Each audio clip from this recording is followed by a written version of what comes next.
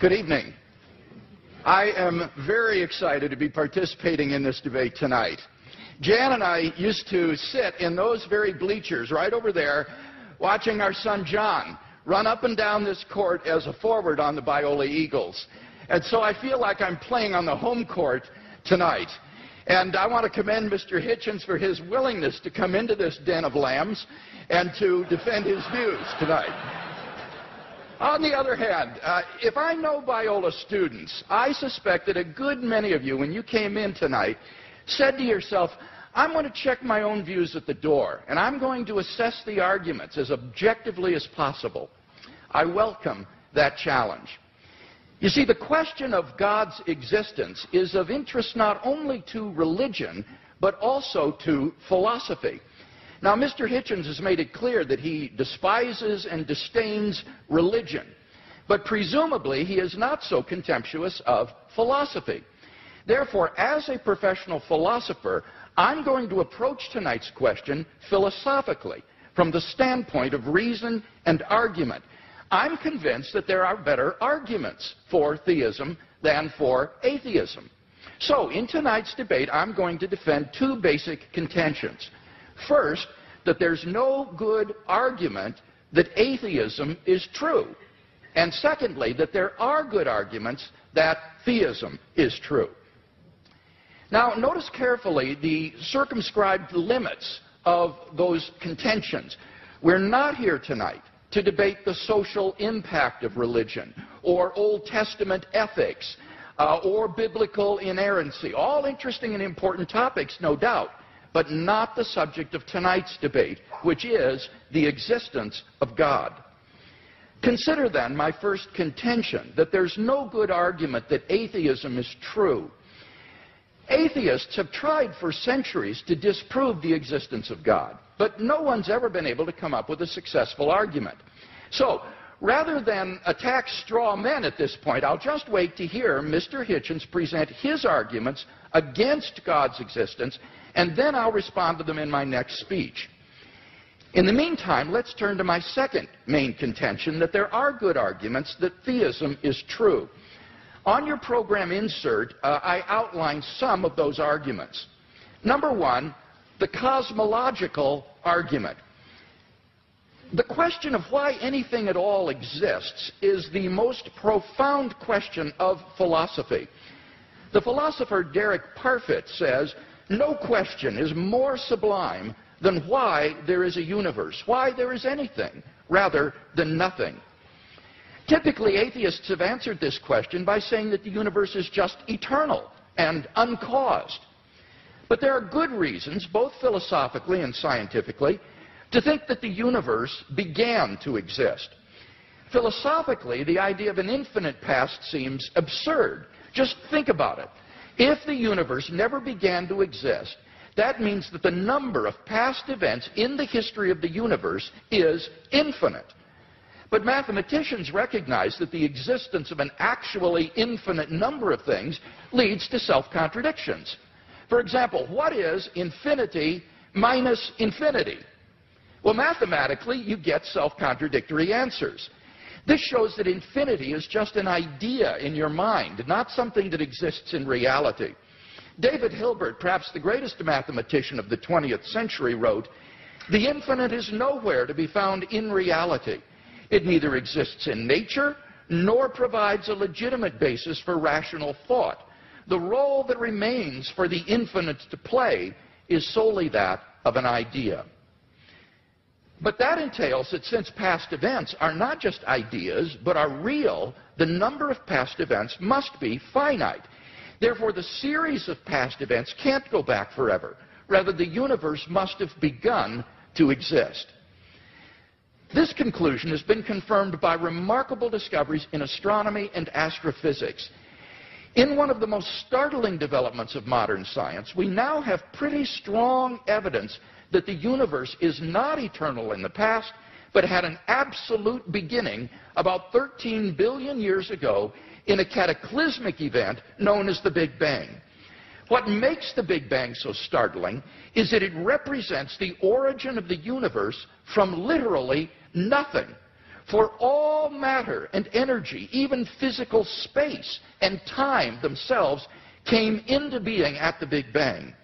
As the physicist P.C.W. Davies explains, the coming into being of the universe, as discussed in modern science, is not just a matter of imposing some sort of organization upon a previous incoherent state, but literally the coming into being of all physical things from nothing.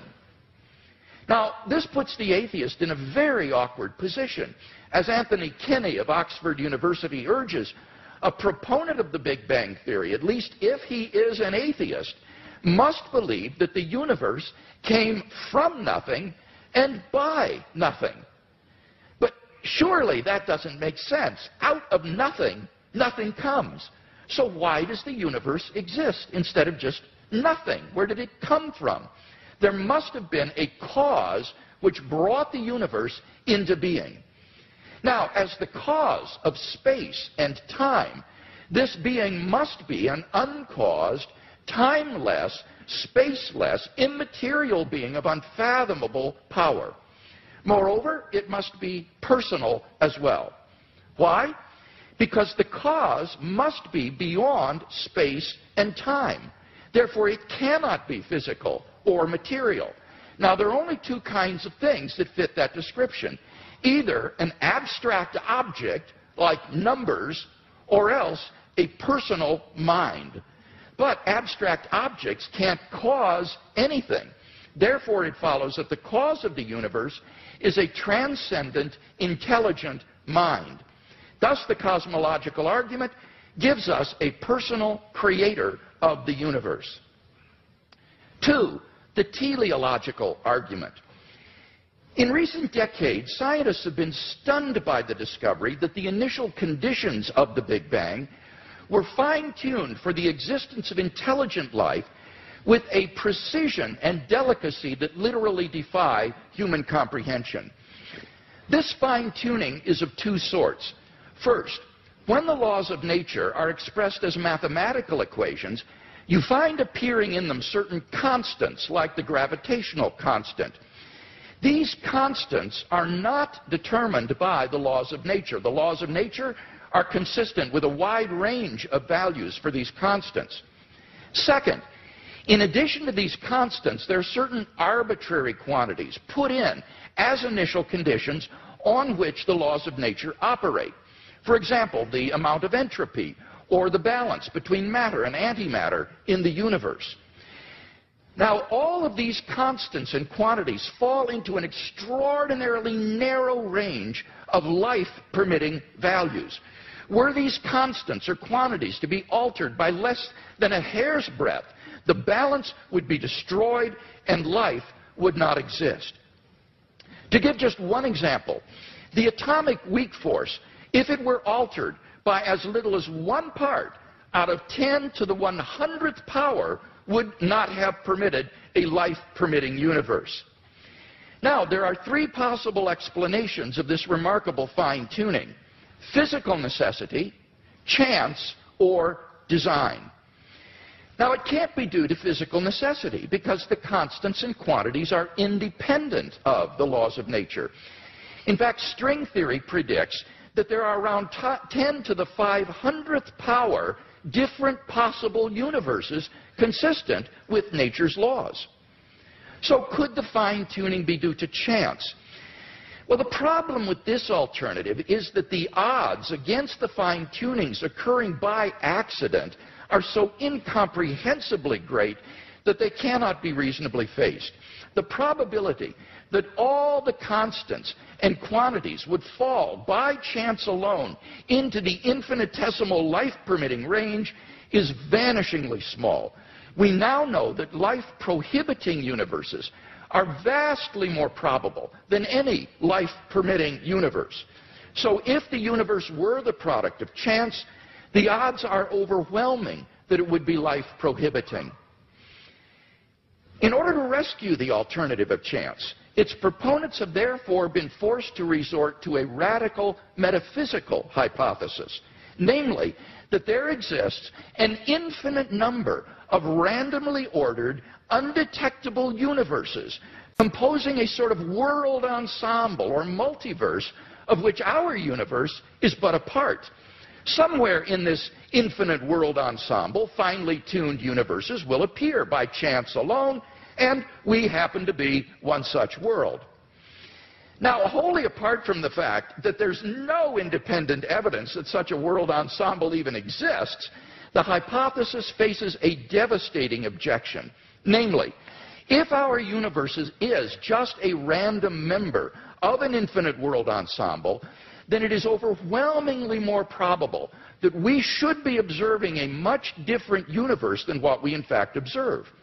Roger Penrose has calculated that it is inconceivably more probable that our solar system should suddenly form through a random collision of particles than that a finely tuned universe should exist. Penrose calls it utter chicken feed by comparison. So, if our universe were just a random member of a world ensemble, it is inconceivably more probable that we should be observing an orderly region no larger than our solar system.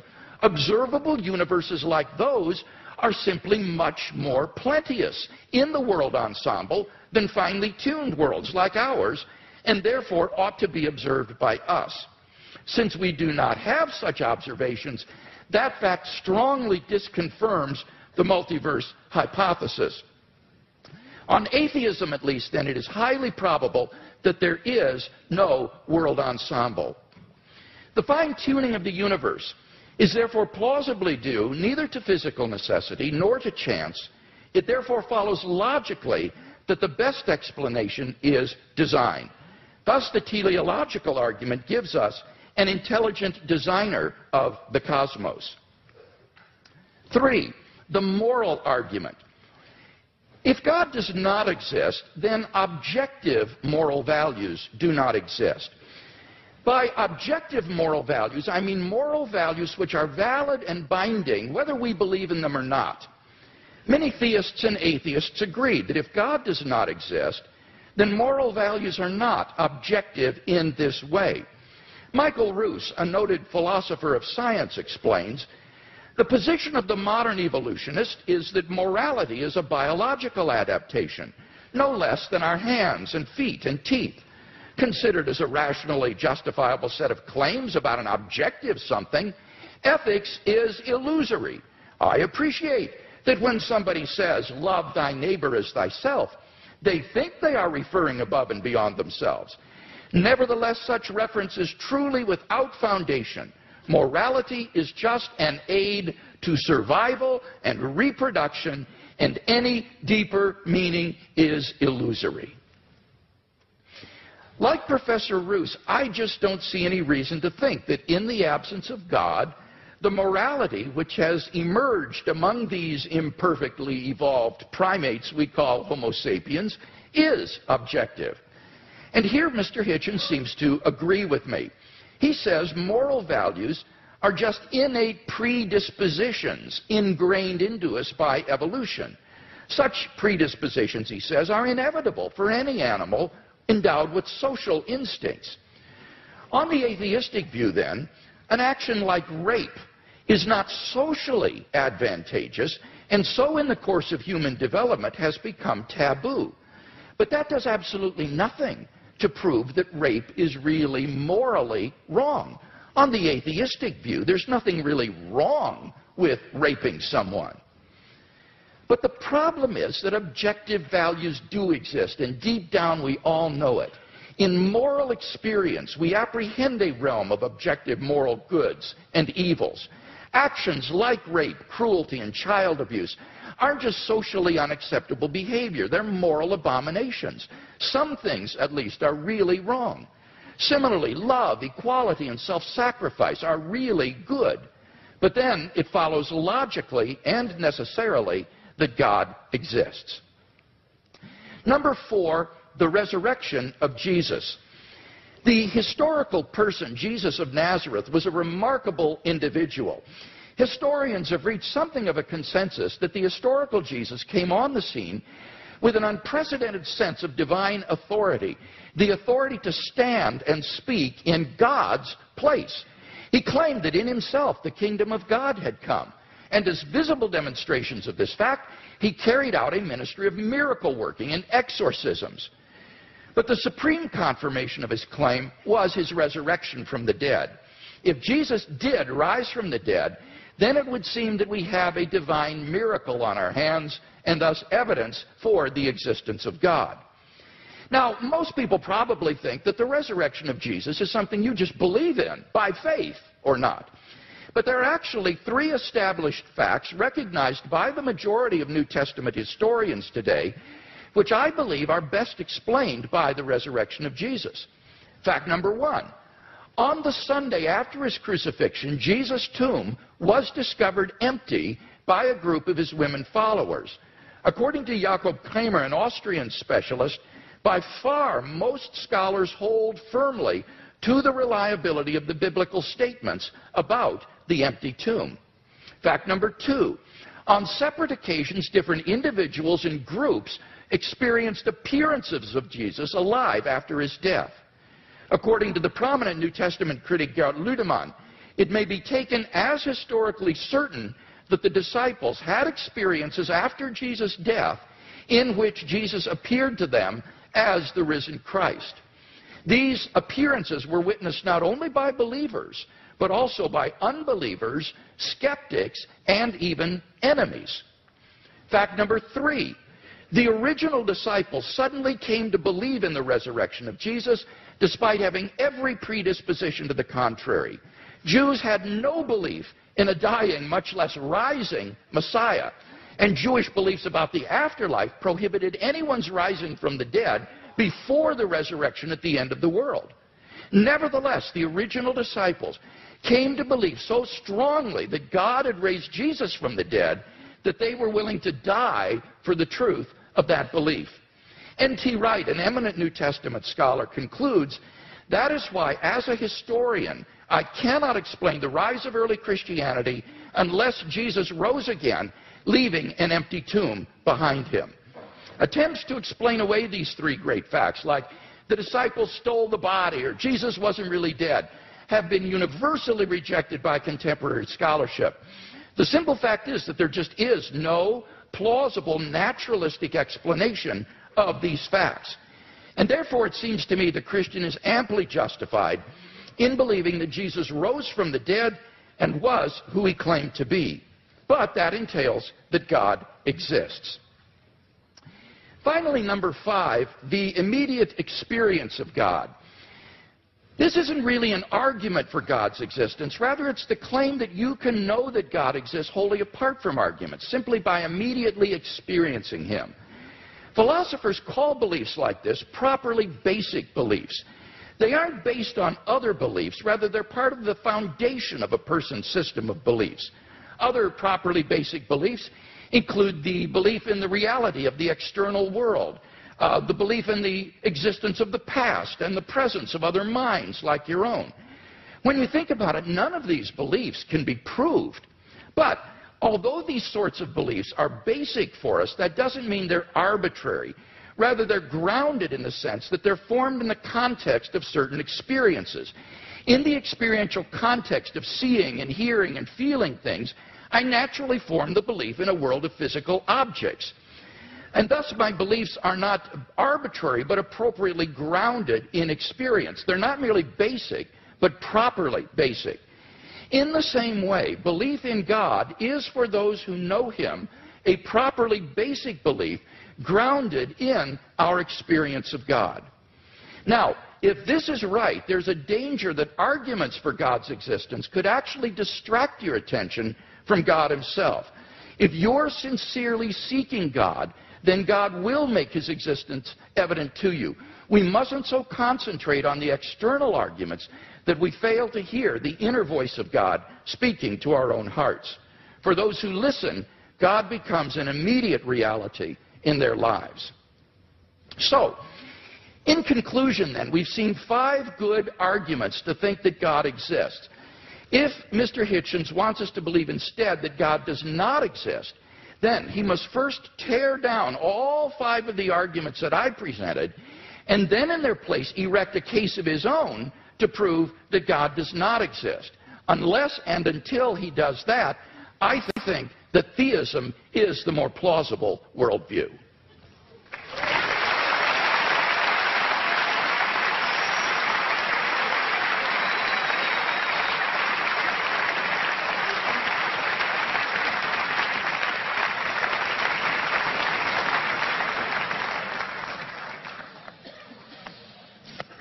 Well, am I audible? Am I audible to all? Yes. Well, ladies and gentlemen, brothers and sisters, comrades, friends, thanks for coming out, as Senator Larry Craig actually did say at his press conference.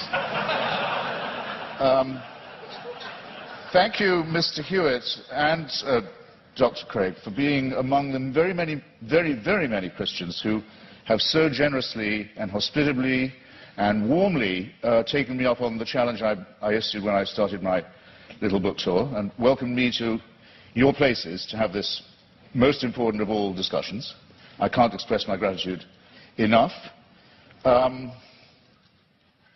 And thanks to the very nice young ladies who I ran into at the Elephant Bar this afternoon. Well, I hadn't expected a posse of Biola students to be on staff, but where I thought, God, they're everywhere now.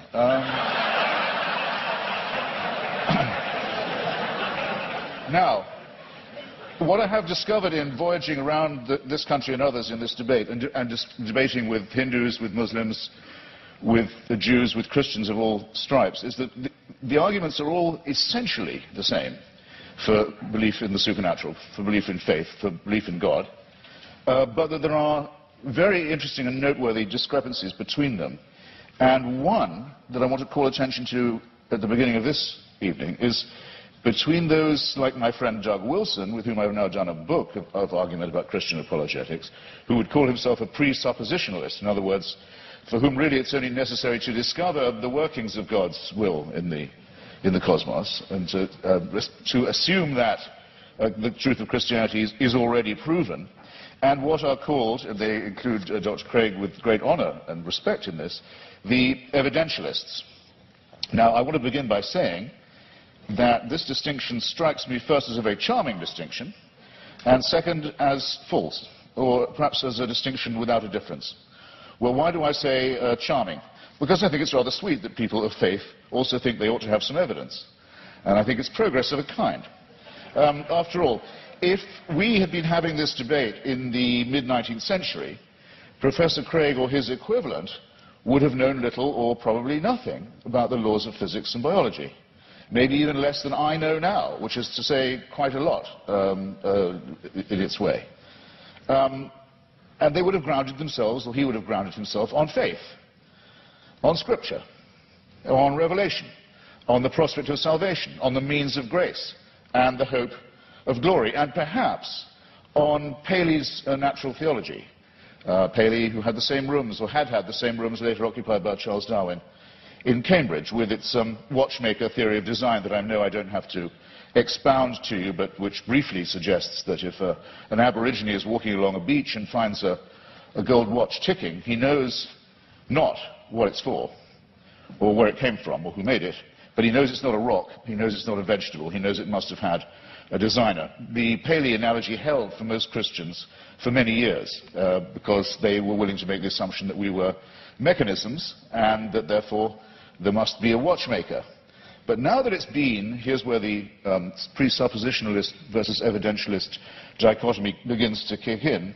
Now it's been rather painstakingly and elaborately demonstrated, to the satisfaction of most people, I don't want to just use arguments from authority, but it's not very much contested anymore, that we are not designed as creatures, but that we evolved by a rather laborious combination of random mutation and natural selection into the species that we are today. It is, of course, open to the faithful to say that all this was, now that they come to know it, now that it becomes available to everybody, now that they think about it, and now that they've stopped opposing it or trying to ban it, then they can say, actually, on second thought, the evolution was all part of the design. Well, as you will recognize, ladies and gentlemen, there are some arguments I can't be expected to refute or rebut because there's no way around that argument. I mean, if everything, including evolution, which isn't a design, is nonetheless part of a divine design, then all the advantage goes to the person who's willing to believe that. That cannot be disproved. But it does seem to me a very poor, very weak argument, because the test of a good argument is that it is falsifiable, not that it's unfalsifiable. So this I would therefore, this tactic or this style of argument, which we've had some evidence of this evening, I would rebaptize, or might I dare say I would rechristen it, as retrospective evidentialism. In other words, everything can, in due time, if you have enough faith, be made to fit. And you too are all quite free to believe that a sentient creator deliberately, consciously put himself, a being, put himself or herself or itself to the trouble of going through huge epochs of birth and death of species over eons of time, in which 99%, in the course of which at least 99.9% of all species, all life forms ever to have appeared on Earth have become extinct, as we nearly did as a species ourselves. I invite you to look up the very alarming and beautiful and brilliant account by the National Geographic's coordinator of the Genome Project. By the way, you should send in your little sample from the inside of your cheek and have your African ancestry traced. It's absolutely fascinating to follow the mitochondrial DNA that we all have in common and that we have in common with other species, other primates and other life forms, and find out where in Africa you came from. But there came a time, probably about 180,000 years ago, when, due to a terrible climatic event, probably in Indonesia, an appalling global warming crisis occurred. And the estimate is that the number of humans in Africa went down to between 40 and 30,000. This close, think about fine-tuning, this close to joining every other species that had gone extinct. And that's our Exodus story, is that somehow, we don't know how, because it's not written in any scripture, it's not told in any book, it's not part of any superstitious narrative, but somehow the escape from Africa to cooler latitudes was made. But that's how close it was. You have to be able to imagine that all this mass extinction and death and randomness is the will of a being. You are absolutely free to believe that if you wish. And all of this should happen so that one very imperfect race of evolved primates should have the opportunity to become Christians or to turn up at this gym tonight. That all of that was done with us in view. It's a curious kind of solipsism. It's a curious kind of self-centeredness. I was always brought up to believe that Christians were modest and humble and comported themselves with due humility. And there's a certain arrogance to this assumption that all of this extraordinary development was all about us. And we were the intended and designed result, and everything else was in the discard. The tremendous wastefulness of it, the tremendous cruelty of it, the tremendous caprice of it, the tremendous tinkering and incompetence of it, never mind. At least we're here, and we can be people of faith. It doesn't work for me, I have to simply say that, and I think there may be questions of psychology involved in this as well. Believe it if you can. I can't stop you. Believe it if you like. You're welcome. It's obviously impossible, as I said before, to disprove, and it equally obviously helps you to believe it if, as we all are, you're in the happy position of knowing the outcome. In other words, we are here, but there's a fallacy lurking in there somewhere too. Is there not? Now, it's often said, it was said tonight, and Dr. Craig said it in print, that atheists think they can prove the non-existence of God. This, in fact, very slightly but crucially misrepresents what we've always said. There's nothing new about the new atheists, it's just we're recent. There's nothing particularly new. Dr. Victor Stenger, a great scientist, has written a book called The Failed Hypothesis, which he says he thinks that science can now license the claim that there definitely is no God, but he's unique in that and I think very bold and courageous. Here's what we argue. We argue quite simply that there's no plausible or convincing reason, certainly no evidential one, to believe that there is such an entity, and that all observable phenomena, including the cosmological one to which I'm coming, are explicable without the hypothesis. You don't need the assumption. And this objection itself, our school falls into at least two, perhaps three sections. There's no such thing, no such word, though there should be, as adeism or as being an adeist, but if there was one, I would say that's what I was. I don't believe that we are here as the result of a design, or that by making the appropriate propitiations and adopting the appropriate postures and following the appropriate rituals, we can overcome death. I don't believe that, and for a priori reasons, don't. If there was such a force, which I cannot prove by definition that there was not, if there was an entity that was responsible for the beginning of the cosmos, and that also happened to be busily engineering the very laborious production of life on our little planet, it still wouldn't prove that this entity cared about us, answered prayers, cared what church we went to, or whether we went to one at all, cared who we had sex with, or in what position, or by what means, cared what we ate, or on what day, cared whether we lived or died. There's no reason at all why this entity isn't completely indifferent to us. That you cannot get from deism to theism except by a series of extraordinarily generous to yourself assumptions. The deist has all his work still ahead of him to show that it leads to revelation, to redemption, to salvation, or to suspensions of the natural order, in which hitherto you've been putting all your faith, all your evidence is on scientific and natural evidence, or, why not, for a change of pace and a change of taste, say yes, but sometimes this same natural order, which is so miraculous in observation, no question about it, is so impressive in its favouring the conditions for life in some ways, but it's randomly suspended when miracles are required. So with caprice and contempt, these laws turn out not to be so important after all, as long as the truth of religion can be proved by their being rendered inoperative. This is having it both ways in the most promiscuous and exorbitant manner in my submission. Bear in mind also that these are not precisely the differences between Dr. Craig and myself, I mean, morally or intellectually equivalent claims. After all, Dr. Craig, to win this argument, has to believe and prove to a certainty.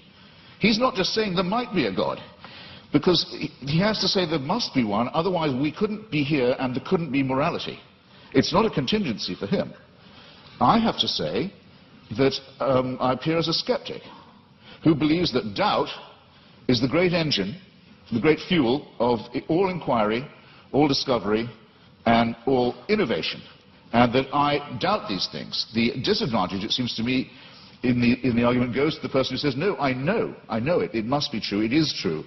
We're too early in the study of physics or biology, it seems to me, to be dealing in certainties of that kind, especially when the stakes are so high. It seems to me, to put it in a condensed form, extraordinary claims, such as the existence of a divine power with a son who cares enough to come and redeem us, extraordinary claims require truly extraordinary evidence. I don't think any of the evidence we heard from Dr. Craig, brilliantly marshalled as it was extraordinary enough to justify the extreme claims that are being made and backed by it. Hypocrisy, said La Rochefoucauld, is the compliment that vice pays to virtue. Retrospective evidentialism strikes me in something of the same sort of light. It's a concession made to the need for fact. Maybe we better have some evidence to go along with our faith, but look at what Dr. Craig says in his book. He says, I'll quote directly, he says, should a conflict arise between the witness of the Holy Spirit to the fundamental truth of the Christian faith and beliefs based on argument and evidence, then it is the former which must take precedence over the latter. He adds not vice versa, but a good editor, I think, would have told you, you don't have to put the vice versa in. It's clear enough as it is. I'll say it again. Should a conflict arise between the witness of the Holy Spirit to the fundamental truth of the Christian faith and beliefs based on argument and evidence, then it's the former which must take precedence over the latter. That's not evidentialism. That's just faith. It's a priori belief. It's rephrased in another edition. It says, therefore, the role of rational argumentation in knowing Christianity to be true is the role of the servant. A person knows Christianity is true because the Holy Spirit tells him it is true. And while argument and evidence can be used to support this conclusion, they cannot legitimately overrule it. Now, then he goes on to say, the Bible says all men are without excuse. Even those who are given no reason to believe, and many persuasive reasons to disbelieve, have no excuse. Because the ultimate reason they do not believe is that they have deliberately rejected God's Holy Spirit. That would have to be me. But you see where this lands you, ladies and gentlemen, with the Christian apologetic. You're told you're a miserable sinner who is without excuse. You've disappointed your God who made you, and you've been so ungrateful as to rebel. You're contemptible, you're worm-like, but you can take heart. The whole universe was designed with just you in mind. These two claims are not just mutually exclusive, but I think they're intended to compensate each other's cruelty and ultimately absurdity. In other words, evidence is an occasional convenience. Seek and ye shall find. I remember being told that in church many a time as a young lad. Seek and ye shall find. I thought it was a sinister injunction, because it's all too likely to be true. We are pattern-seeking mammals and primates. If we can't get good evidence, we'll go for junk evidence. If we can't get a real theory, we'll go with a conspiracy theory. You see it all the time. Religion's great strength is that it was the first of our attempts to explain reality, to make those patterns take some kind of form. It deserves credit. It was our first attempt at astronomy, our first attempt at cosmology, in some ways our first attempt at medicine, our first attempt at literature, our first attempt at philosophy. Good. While there was nothing else, it had many functional uses of that kind. Never mind that they didn't know that germs cause disease. Maybe evil spirits cause disease. Maybe disease is a punishment. Never mind that they believed in astrology rather than astronomy. Even Thomas Aquinas believed in astrology. Never mind that they believed in devils. Never mind that things like volcanic eruptions, earthquakes, tidal waves were thought of as punishments, not as natural occurrences on the cooling crust of a planet. The pattern-seeking has gone too far, and it's gone, I think, much too far with what was until recently thought of as Christianity's greatest failure, greatest of all failures, cosmology, the one thing Christianity knew nothing about and taught the most abject nonsense about. For most of its lifetime, Christianity taught that the earth itself was the center of the universe, and we had been given exclusive dominion as a species over it. Could not have been more wrong. How are we going to square the new cosmology, the fantastic new discoveries in physics with the old dogmas? Well, one is the idea of this fine-tuning, about which I've only left myself 3.5 minutes. I'll have to refer some of this to later in the discussion. This is essentially another form of pattern-seeking on the basis of extremely limited evidence. Most physicists are very uncertain, as they have every right to be. In fact, I would say, for physicists, that as they have the duty to be at the moment, extremely uncertain about the spatio-temporal dimensions of the original episode, the Big Bang as it's sometimes called. We're in the very, very early stages of this inquiry. We hardly know what we don't know about the origins of the universe. We're viewing it from an unimaginable distance, not just an unimaginable distance in space. We're perched on a tiny rock in an extremely small suburb of a fairly minor galaxy, trying to discern our origins, but also at an unbelievable distance in time. And we claim the right to say, we can see the finger of God in this process. It's an extraordinarily arrogant assumption. It either deserves a Nobel Prize in physics, which it hasn't yet got, I notice. I don't know any physicist who believes these assumptions are necessary, or it deserves a charge of hubris. Let me make 3 tiny, quick objections to it as it stands, and I'm no more a physicist than most of you are. I'll make these lay objections. 1, was there pre-existing material for this extra spatio-temporal being to work with? Or did he just will it into existence, the ex nihilo? Who designed the designer?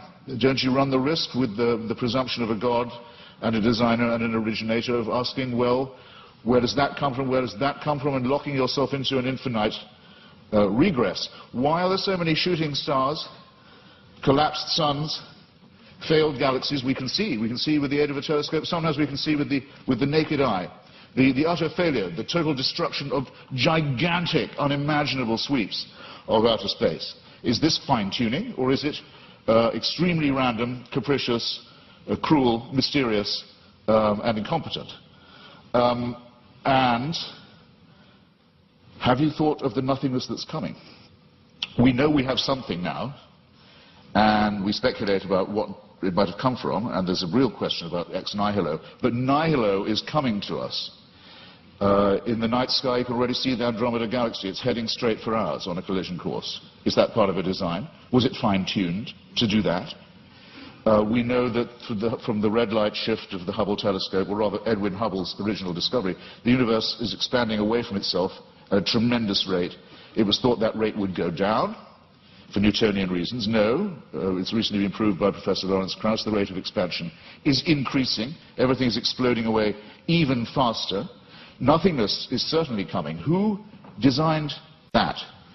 And that's all if before these things happen we don't have the destruction of our own little solar system, in which already there's only one planet where anything like life can possibly be supported. All the other planets are too hot or too cold to support any life at all, and the sun is due to swell up, burn us to a crisp, boil our oceans and die, as we've seen all the other suns do in the night sky. This is not fine-tuning, ladies and gentlemen, and if it's the work of a designer, then there's an indictment to which that designer may have to be subjected. I'm out of time. I'm very grateful for your kindness and hospitality. Thanks.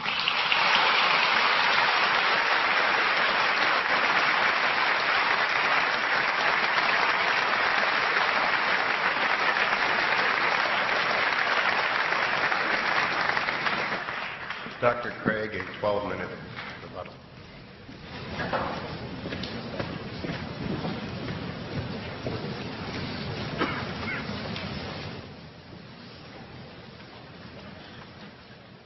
You'll remember that in my opening speech I said I would defend two basic contentions in tonight's debate. First, that there's no good argument that atheism is true.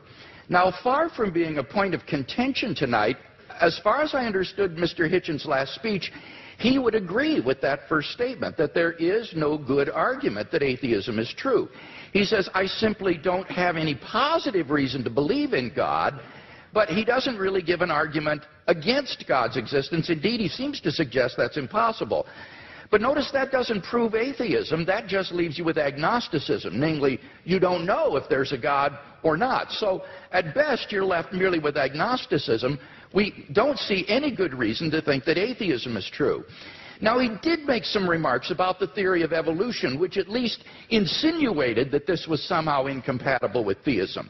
And I have 2 points to make about this. First, I think that the theory of biological evolution is simply irrelevant to the truth of Christian theism. Genesis 1 admits all manner of different interpretations, and one is by no means committed to six-day creationism. Howard Van Til, who is a professor at Calvin College, writes, is the concept of special creation required of all persons who trust in the Creator God of Scripture? Most Christians in my acquaintance who are engaged with either scientific or biblical scholarship have concluded that the special creationist picture of the world's formation is not a necessary component of Christian belief. Nor is this a retreat caused by modern science. St. Augustine in the AD 300s, in his commentary on Genesis, pointed out that the days don't need to be taken literally, nor need the creation be a few thousand years ago. Indeed, he suggested that God made the world with certain special potencies that would gradually unfold over time and develop. And this interpretation came 1,500 years before Darwin, so that it is not a forced retreat in the face of modern science. So any doubts that I would have about the theory of biological evolution would be not biblical, but rather scientific. Namely, what it imagines is fantastically improbable. Barrow and Tipler, two physicists, in their book The Anthropic Cosmological Principle, list 10 steps in the course of human evolution, each of which is so improbable that before it would occur, the sun would have ceased to be a main sequence star and incinerated the Earth. And they calculate the probability of the evolution of the human genome to be somewhere between 4 to the negative 180th power to the 110,000th power, and 4 to the negative 360th power to the 110,000th power. So if evolution did occur on this planet, it was literally a miracle, and therefore evidence for the existence of God. So I don't think this is an argument for atheism. Quite the contrary. It really provides good grounds for thinking that God superintended the process of biological development. So the Christian can be open to the evidence to follow it where it leads. By contrast, as Alvin Plantinga has said, for the naturalist, evolution is the only game in town. No matter how fantastic the odds, no matter how improbable, it's got to be true, because there is no intelligent creator and designer. So in one sense, you've got to feel a little sorry for the atheist. He can't really follow the evidence where it leads. His presuppositions determine the outcome. By contrast, if there is a fine-tuner and creator of the universe, then already in the initial conditions of the Big Bang, you have an elaborately designed universe that permits the evolution and existence of intelligent life. And I think evolution simply layers on more improbability. Now, Mr. Hitchens says, but why did God wait so long, all that waste during this time? Well, that sort of concern with efficiency is only of importance to someone with either limited time or limited resources, or both. But in the case of God, he has both unlimited resources and unlimited time, and therefore it's simply not important to do this in a quick way. Well, now, Mr. Hitchens says, but why did God wait so long before he sent Christ? Human beings have existed for thousands of years on this planet before Christ's coming. Well, what's really crucial here is not the time involved, rather it's the population of the world. The Population Reference Bureau estimates that the number of people who have ever lived on this planet is about 105 billion people. Only 2% of them were born prior to the advent of Christ. Eric Krapes of the Survey Research Center at the University of Michigan's Institute for Social Research says, God's timing couldn't have been more perfect. Christ showed up just before the exponential explosion in the world's population. The Bible says in the fullness of time, God sent forth his Son. And when Christ came, the nation of Israel had been prepared. The Roman peace dominated the Mediterranean world. It was an age of literacy and learning. The stage was set for the advent of God's Son into the world. And I think in God's providential plan for human history, we see the wisdom of God in orchestrating the development of human life, and then in bringing Christ into the world in the fullness of time. So I don't see that there are any good grounds here for thinking that this provides reason for atheism. Now, what about my arguments for theism?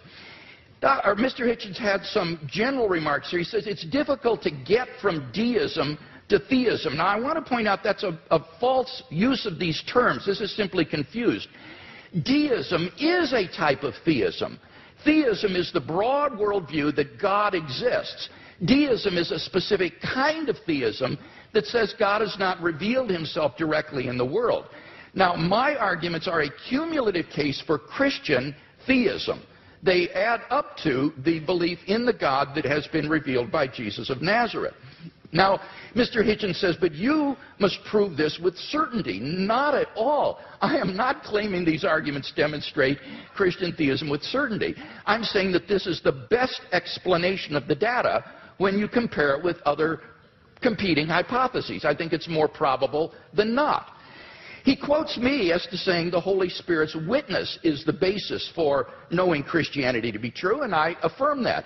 I think the fundamental way in which we know Christianity is true is through the objective inner witness of God's Holy Spirit, what I called the immediate knowledge of God himself in my fifth point.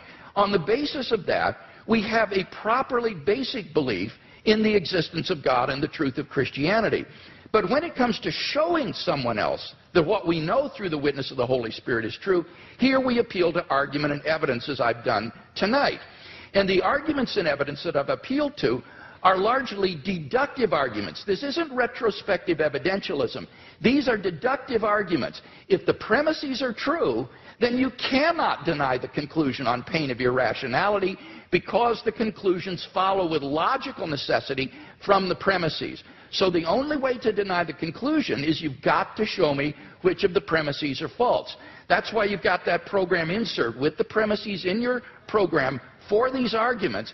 Mr. Hitchens needs to identify which premises of the argument he rejects as false if he's to reject the conclusions. Now, with respect to my cosmological argument, notice that he didn't dispute whatever begins to exist has a cause, nor did he dispute the philosophical and scientific arguments for the beginning of the universe.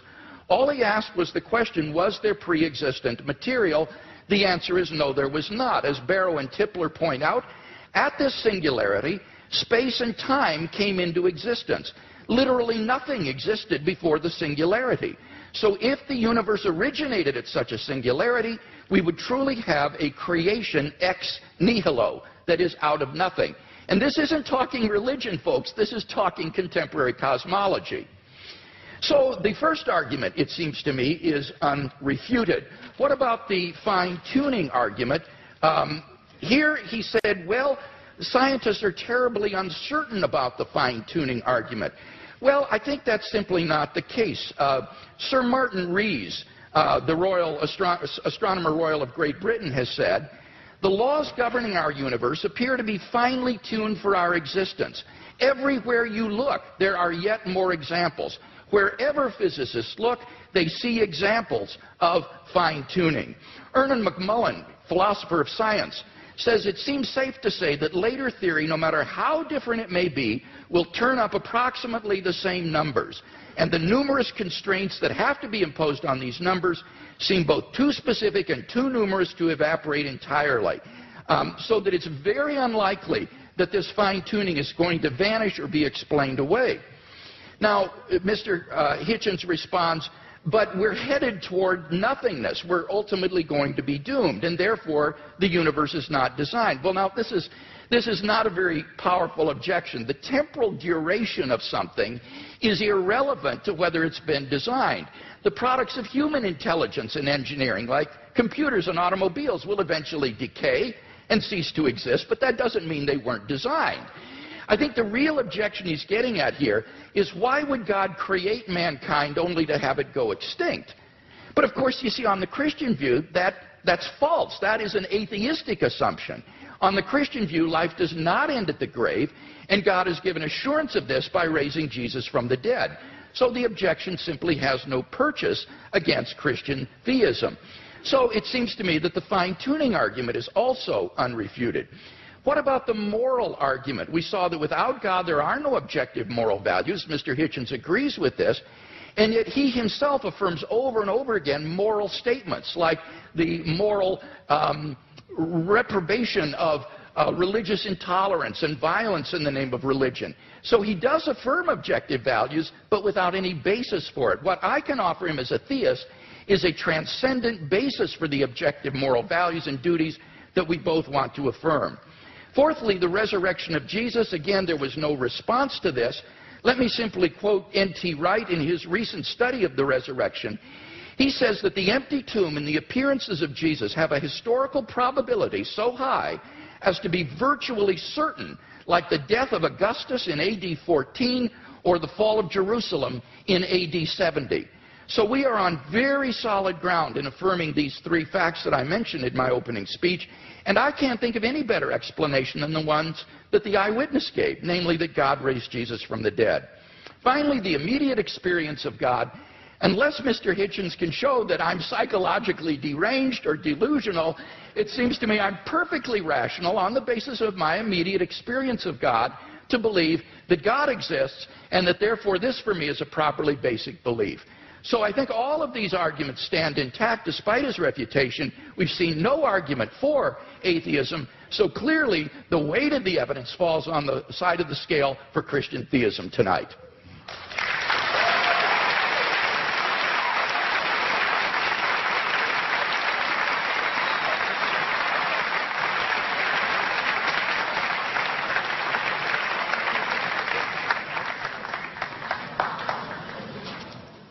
There is a terminological problem here, which may conceal more than just terminological difficulty. The proposition that atheism is true, or that is a misstatement of what I have to prove and what we believe. There's an argument among some of us as to whether we need the word at all. In other words, I don't have a special name for my unbelief in tooth fairies, say, or witches, or in Santa Claus. I just don't think that they're there. I don't have to prove a tooth fairyism. I don't have to prove a Santa Clausism. I don't have to prove a witchism. It's just, I have to say, I think that those who do believe these things have never been able to make a plausible or intelligible case for doing so. That's not agnosticism, because it seems to me that if you don't think there is any evidence, you're wrong to take refuge in saying you're neutral. You ought to have the courage to answer the question which one is regularly asked: are you an atheist or not? Yes, I will say, I am. You can't tell anything else about me. You can't tell anything else about what I think, about what I believe, about what my politics are, or my other convictions. It's just that I don't believe in the existence of a supernatural dimension, and I've never been shown any evidence that any process observable to us cannot be explained by more satisfactory and more convincing means. The great physicist Laplace, when showing his working model of the solar system to the Emperor Napoleon, was asked, well, your model seems to have no room for a god in it, for deity. And he said, well, Your Majesty, it still all operates without that assumption. Now, here's what you would have to believe if you thought that this was all designed. Dr. Craig gave a slight parody of what I think about this. It could be true, but you'd have to imagine, let's say the human species has been, Homo sapiens has been with us, some people say as long as 250,000 years, some say 200, some say 100,000. Francis Collins and Richard Dawkins oscillate about this. It's not a very big argument. I'll just take 100,000 if you like. You have to imagine that human beings are born. Well, actually most of them, a good number of them aren't born. They die in childbirth or don't long outlive it. They're born into a terrifying world of the unknown. Everything is a mystery to them, everything from disease to volcanic eruptions. Everything is, their life expectancy for the first, I don't know, many tens of thousands of years would be lucky to be in the 20s, probably dying agonizingly over their teeth, poorly evolved as the teeth are, and from other inheritances from being primates, such as the appendix that we don't need, such as the fact that our genitalia appear to have been designed by a committee, other shortcomings of the species, exaggerated by scarcity, by war, by famine, by competition, and so on. And for 98,000 years or so, heaven watches this with complete indifference. And that, we know where your children go to school, by the way. Heaven watches this with total indifference, and then, with 2,000 years to go on the clock, thinks, actually, it's time we intervened. We can't go on like this. Why don't we have someone tortured to death in Bronze Age Palestine? That should teach them. That should give them the chance of redemption. You're free to believe that, but I think the designer who thought of doing it that way was a very cruel, capricious, random, bungling and incompetent one. The news of this, Dr. Craig talks as if, okay, but since then there have been more people born, so it might have been a good time in terms of population growth. Well, there are a huge number of people in the world who still haven't even heard of this idea. The news hasn't penetrated them. Or where it has, it's been brought to them by people who Dr. Craig doesn't think of as Christians, such as Mormons, for example. And it's taught to them in many discrepant and competitive and indeed incompatible and violently irreconcilable ways. And there's been a lot of argument in the church and the churches all this time about, well, okay, what is the answer to that? What about all the people who never could have heard the good news, or who never will hear it, or still haven't been reached by it, and who've died not knowing about it? What happens to them? How can they be saved? Well, the argument is that it's all somehow made retrospective. And with so many of these arguments, I just comment on these, well, how convenient. Because if you're willing to make assumptions of this kind, then really evidence is only ancillary to what you are advancing. Now, I didn't have the chance. Oh, and just on Mr. Wright, sorry, I scrolled a note to myself. In your first round, Doctor, you said that N.T. Wright, who's an impressive person, says that no explanation of the success of Christianity is possible that doesn't rest on the terms of its being true. In other words, Wright says it was so successful, it must have been, and the people were so strongly motivated to believe it that it must have been true. I regard that as a very, very unsafe assumption. Or if it is a safe one, then it must surely apply to Islam. and to Mormonism. I mean, these are two very, very, very fast-growing religions, have people prepared to sacrifice enormously for it, have ancestors who were absolutely determined of the truth of it at the time, and who made extraordinary conquests in its name. If you're going to grant this for one religion, it seems to me you have to be willing, not just willing, you may indeed be compelled to make this concession for all of them. And that, I think, would be not just an unsafe assumption, but for most of you here, a distinctly unwelcome one. Now, I didn't get the chance, because I out-talked myself, and I'm sorry for it, to get to the moral dimension. And I'm interested that the word objective morality is the one that Dr. Craig chooses. Usually arguments about morality are whether morality is, so to say, absolute, or whether it's relative. As to objectivity, I think it's a very good compromise word, by the way, and I'm very happy to accept it. But the problem with morality is this, in respect of religion. You can't prove that anyone behaves any better if they refer this problem upward to a dictator of a celestial kind. There are two questions that I've asked in public, and I'll try them again, because I try them on every audience. They're very simple ones. First, you have to name for me, or challenges, let's say, rather than questions. You have to name for me an ethical action, or an ethical statement, or moral action, moral statement made, or undertaken by a believer that I couldn't undertake or say, I couldn't state or do. I haven't yet had an example pointed out of that to me. Otherwise, that a person of faith would have an advantage by being able to call upon divine sanction. Whereas if I ask you to think of a wicked act undertaken by someone in the name of God or because of their faith, you wouldn't have, or a wicked statement made, you wouldn't have that much difficulty, I think, in coming up with an example right away. The genital mutilation community, for example, is almost exclusively religious. The suicide bombing community is almost exclusively religious. There are injunctions for genocide in the Old Testament. There are injunctions and warrants for slavery and racism in the Old Testament too. There's simply no way of deriving morality and ethics from the supernatural. When we come to the question of the absolute, well, the most often cited one is the Golden Rule, the one that almost everyone feels they have in common. The injunction not to do to others as you wouldn't want them to do to you. This doesn't, in fact, come from the Sermon on the Mount or from Christianity, or it doesn't originate with it. It's certainly adumbrated by Rabbi Hillel, a Babylonian rabbi, and it's to be found in the Analects of Confucius too. But it has, since we're talking about objective, relative, and absolute, a crucial weakness in it, unfortunately. We'd like to be able to follow it, but it's only really as good as the person who's uttering it. In other words, if I say, I won't treat you as I don't want you to treat me, what am I to do when confronted with Charles Manson? I want him treated in a way that I wouldn't want to be treated myself. Anything else would surely be completely relativistic. So the argument isn't at all advanced by saying that I couldn't know any of this.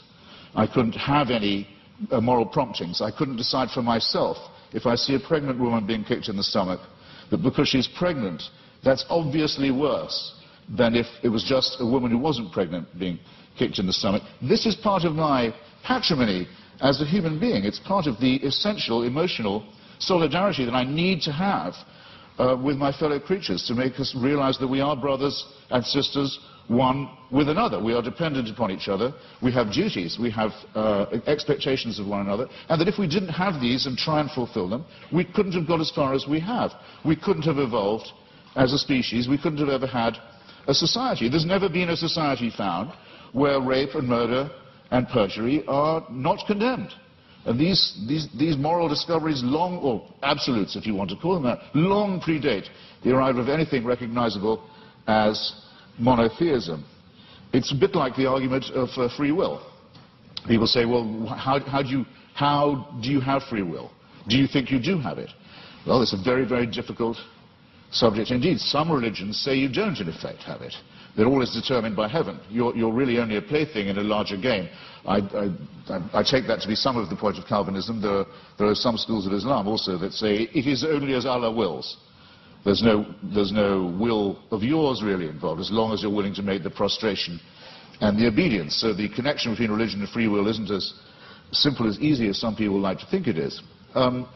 But I would say, yes, I think we have free will. When asked why I think so, I would have to take refuge in philosophical irony and say, because I don't think we have any choice but to have free will. But at least I know at this point that I'm being ironic, and that some of the irony is at my own expense, and it's a risk I have to be willing to run. But the Christian answer is, of course you have free will. The boss insists upon it. This somewhat degrades the freedom and redefines the idea of will. And it seems to me also that there's something degrading in the idea of saying that morality is derived in the same way, that it comes from on high, that we ourselves are not good enough, that we don't have the dignity, we don't have the self-respect, we don't have the character to know a right action or a right statement when we see it or when we want to perform it. It's this servile element in religion. It's not, strictly speaking, the subject of our debate this evening, I know, but I'm damned if I completely forego it. It's the idea that buried in the religious impulse is actually the wish to be unfree, is the wish for an immovable, unchangeable, celestial authority, a kind of heavenly North Korea that will take our decisions away from us and commit us only to worship and praise and thank a great leader and his son, the dear leader, forever and ever and ever. I'm so glad there's no evidence that this is true. Thank you.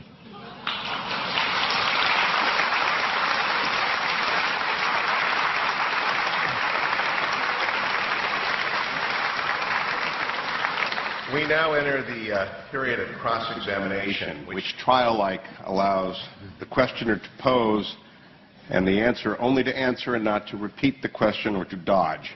6 minutes of questions begin to Dr. Craig, followed by 6 minutes of questions to Mr. Hitchens. Dr. Craig, your questions for Mr. Hitchens. All right.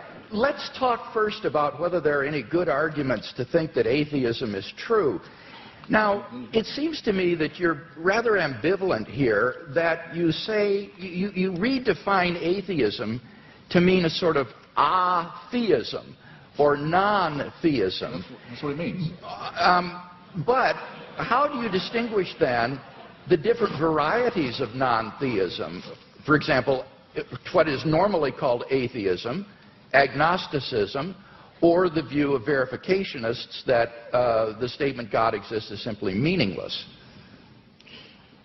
Well, I mean, there are different schools of atheism, as you say, but there's no claim I know how to make that says atheism is true, because atheism is the statement that a certain proposition isn't true. So I wish you'd get this bit right, because there you go again. Well, I just devoted a little time to this. I said it is not in itself a belief or a system. It simply says you can get by better, probably, we think, without the assumption that no one who wants you to worship a God has ever been able to come up with a good enough reason to make you do it. Now, so the point is, though, that on your definition of atheism or non-theism, it really embodies a diversity of views, such as agnosticism, what is normally called atheism, or this verificationism. Now, which of those do you hold to within this umbrella of atheism? Are you an atheist who asserts the proposition God does not exist, or do you simply withhold belief in God in the way the agnostic does? Right. On some days, I'm a great. No, I'm not going to do you that much of a favor. On some days, I'm a great admirer of Thomas Huxley, who had the great debate with Bishop Wilberforce in Oxford at the Natural History Museum about Darwinism in the mid-19th century, who was known as Darwin's bulldog.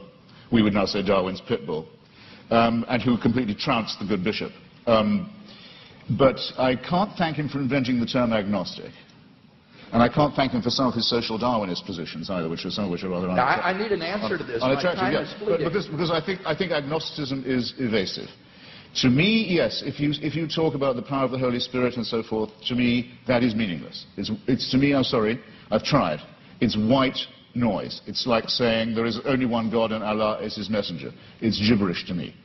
There are many of us, I'm sorry, there are just many of us of whom this is the case. It may be true, it is true. Okay, Mr. Hitchens, I got to press you here, because time is leaving. Feel free. What is your view exactly? Press away. Do you affirm God does not exist, or do you simply withhold believing? I think once I have said that I've never seen any persuasive evidence for the existence of something, and I've made real attempts to study the evidence presented and the arguments presented, that I will go as far as to say, have the nerve to say, that it does not therefore exist, except in the minds of its, except in the Henry Jamesian subjective sense that you say of it being so real to some people in their own minds that it counts as a force in the world. Yes. Okay, so you do affirm then that God does not exist. Now, what I want to know, and do you have any justification for that? I think I've come unwired in some horrible way. You're fine. Are you sure? Do you have any arguments leading to the conclusion that God does not exist? Well, I would rather. I think I'm wondering if I'm boring anybody now. I would rather say. I'd rather state it in reverse and say I find all the arguments in favour to be fallacious or unconvincing. And I'd have to add that though this isn't my reason for not believing in it, that I would be very depressed if it was true.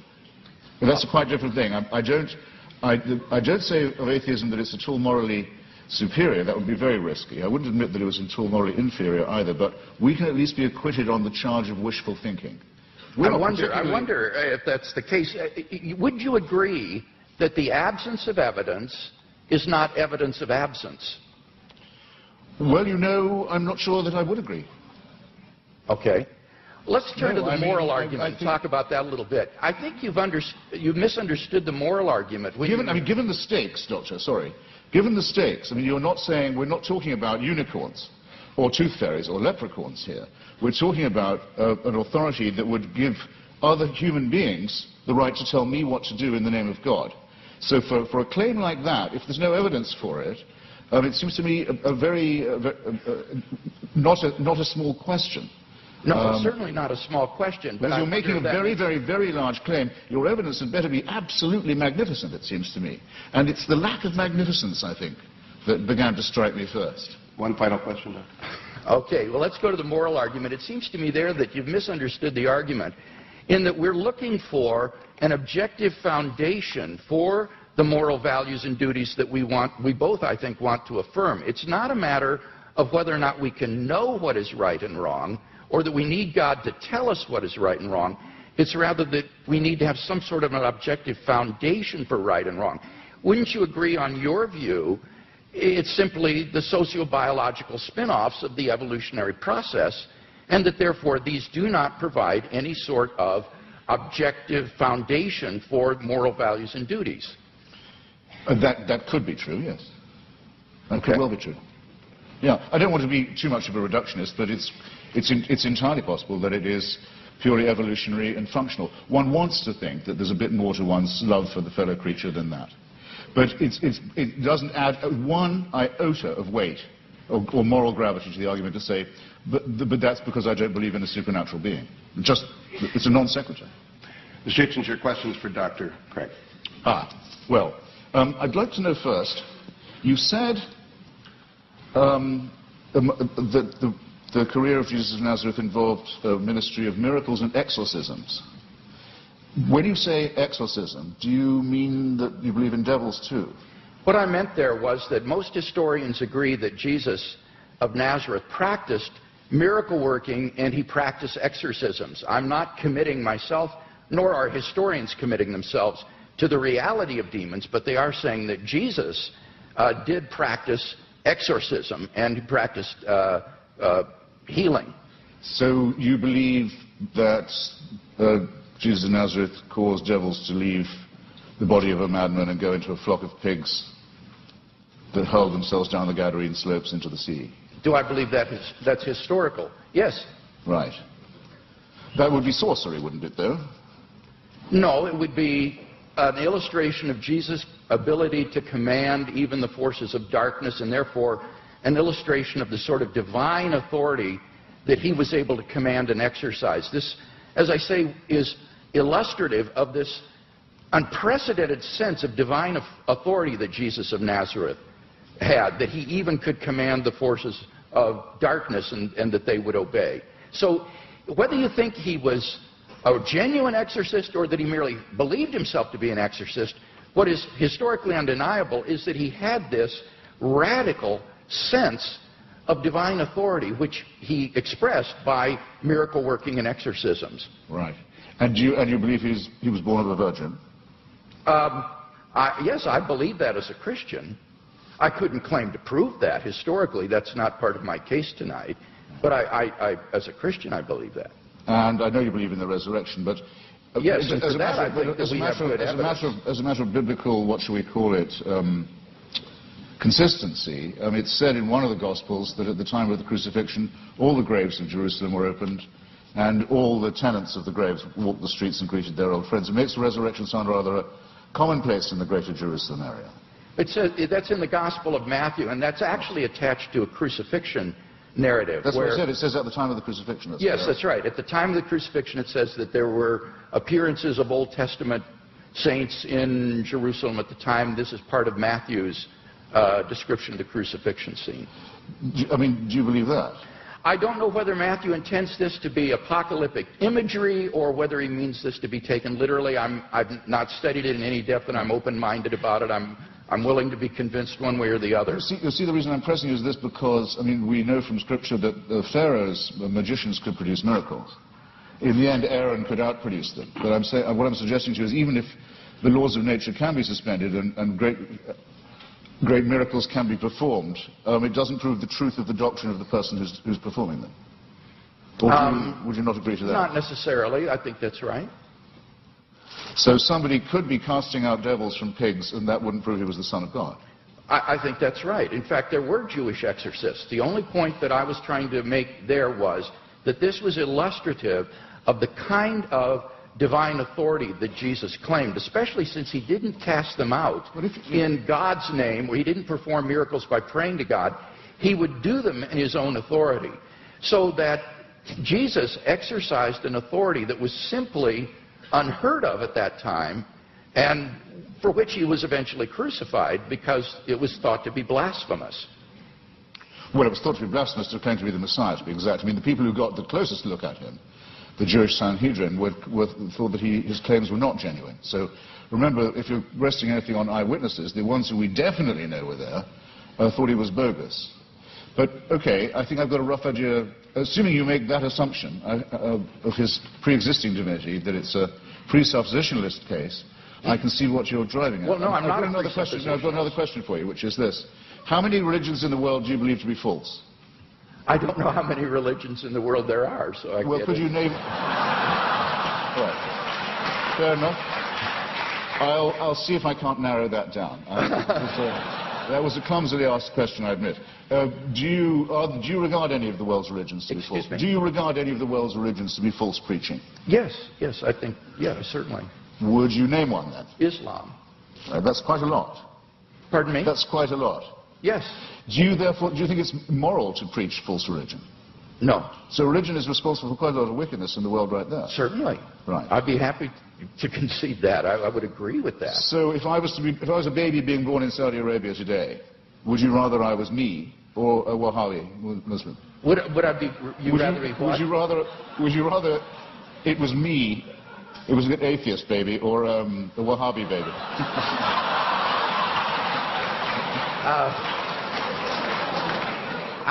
I don't have any preference as to whether you would. You don't.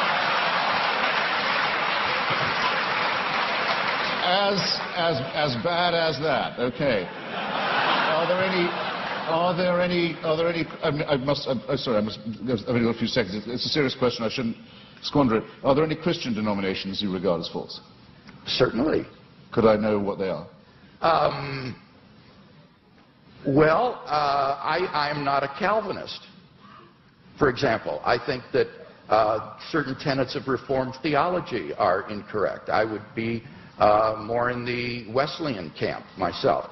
But these are differences among brethren. These are not differences on which we need to put one another in some sort of a cage. So within the Christian camp, there's a large diversity of perspectives. I'm sure there are views that I hold that are probably false. But I'm trying my best to get my theology straight, trying to do the best job, but I think all of us would recognize that none of us agree on every point of Christian doctrine, on every dot and tittle. Before Mr. Hitchens succeeds in launching another series of religious wars among Christians, let's get to the responses. 7 minutes are each. Dr. Craig, it is your 7 minutes. Okay.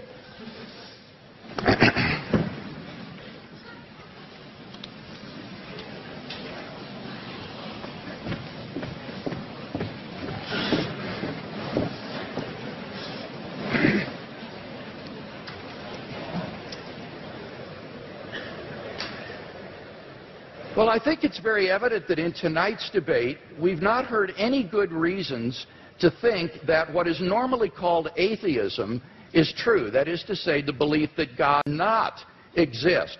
Mr. Hitchens withholds belief in God, but he's unable to give us any argument to think that God does not exist, which is what is called positive atheism. Now, he does mention that the human species has been here for 100,000 years, but I've already responded to that. What's crucial there is not the number of years, it's the population. And only 2% of the population of the earth has existed before Christ. And during that time, God is not indifferent to the lot of those people. Rather, he is preparing humanity, preparing the world for the advent of Christ so that in the fullness of time, Christ would come into the world. And those people who lived apart from Christ, God cared for them as well and provided for them. The Bible says, ever since the creation of the world, God's invisible nature, namely his eternal power and deity, has been clearly perceived in the things that have been made. Paul says that from one man, God made every nation of men, that they should inhabit the whole earth. And he determined the times set for them and the exact places that they should live. He did this so that men would seek him and perhaps reach out for him and find him, for he is not far from each one of us, for in him we live and move and have our being.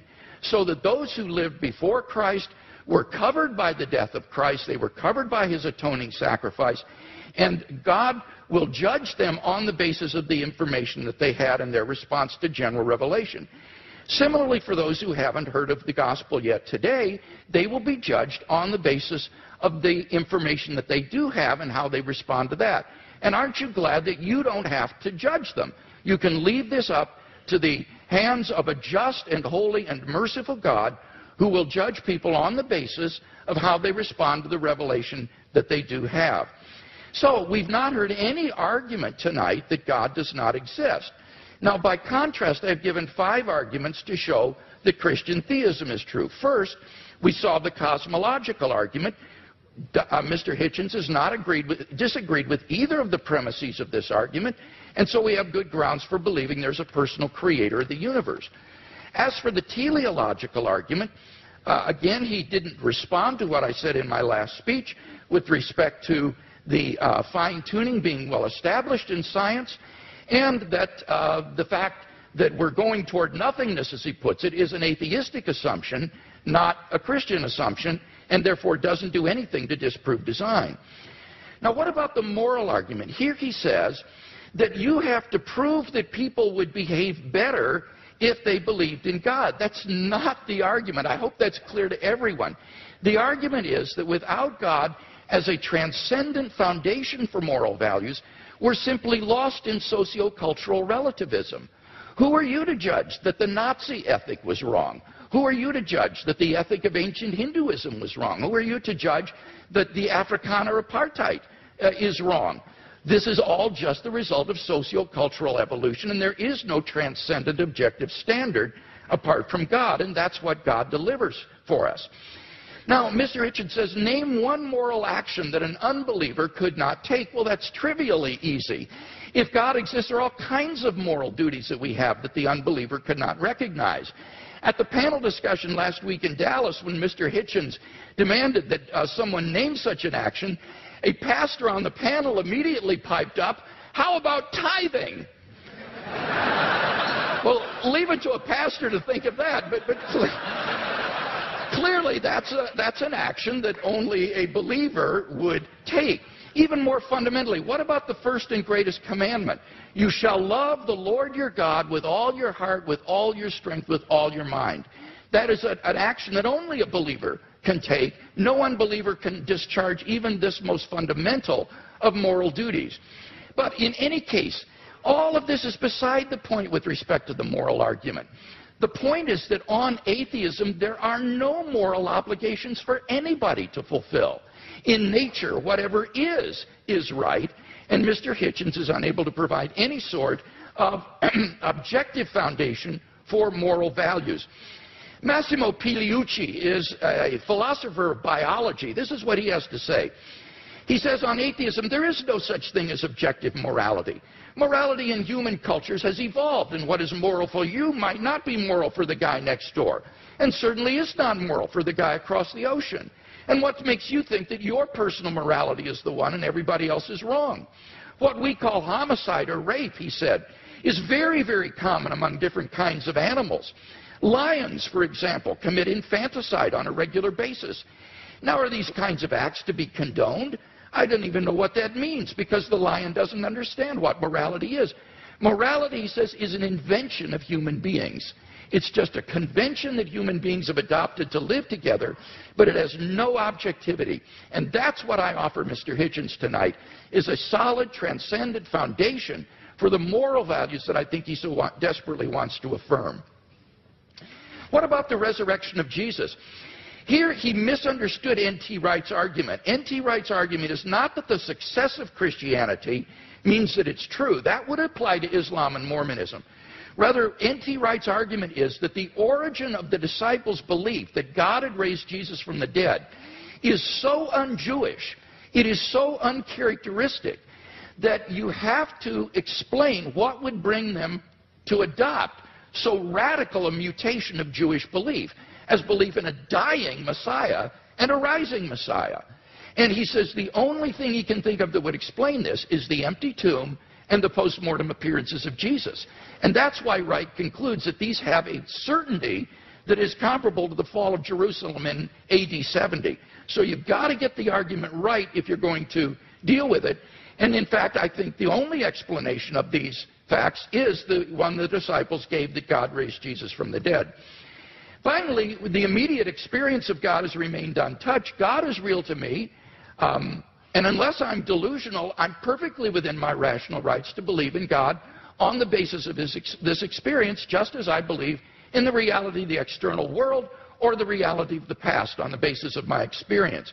So I think in sum we've got 5 good reasons for believing that Christianity is true, no reason to think atheism is true, and therefore I think Christianity is clearly the more rational worldview.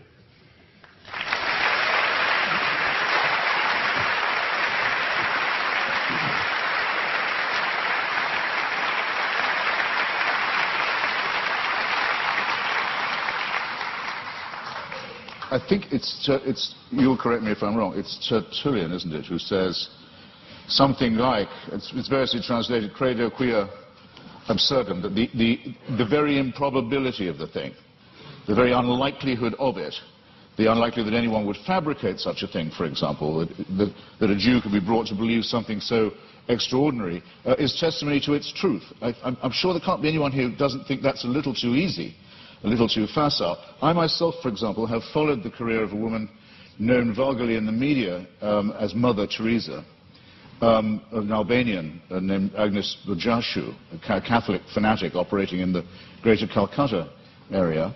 And I watched every stage of her career as a candidate for, and then the recipient of, beatification and shortly canonization. The canonization will require, and as the Vatican demands, the attestation of a miracle performed by her posthumous intercession. And the miracle's already been announced. A woman in Bengal, fortunately already a devout Catholic, by pressing a medal of Mother Teresa to her stomach, made a tumor go away, or so she says.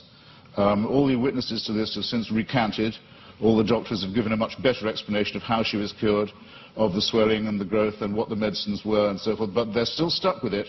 They have to go ahead with this process because, which will lead to countless untold suffering in India, because it will appear to license the bogus charlatanry of shaman medicine and intercessory medicine rather than the real thing. All of this will have to be gone through this awful display in the name of faith. And I just happen to have watched it at every stage, and I can tell you, it's depressingly easy to get a religious rumor started. You can count on an enormous amount of pre-existing credulity among illiterate, frightened, ill-educated populations. There isn't a literate, written down, properly attested witness of any real sort in the Gospels. It is, and you may as well admit it and stick to it because it's what you're good at, it involves an act of faith. Second, on the matter of my moral question, yes, it's true that Doug Wilson said that tithing was something I couldn't do, but then, I'm not moving the goalposts here,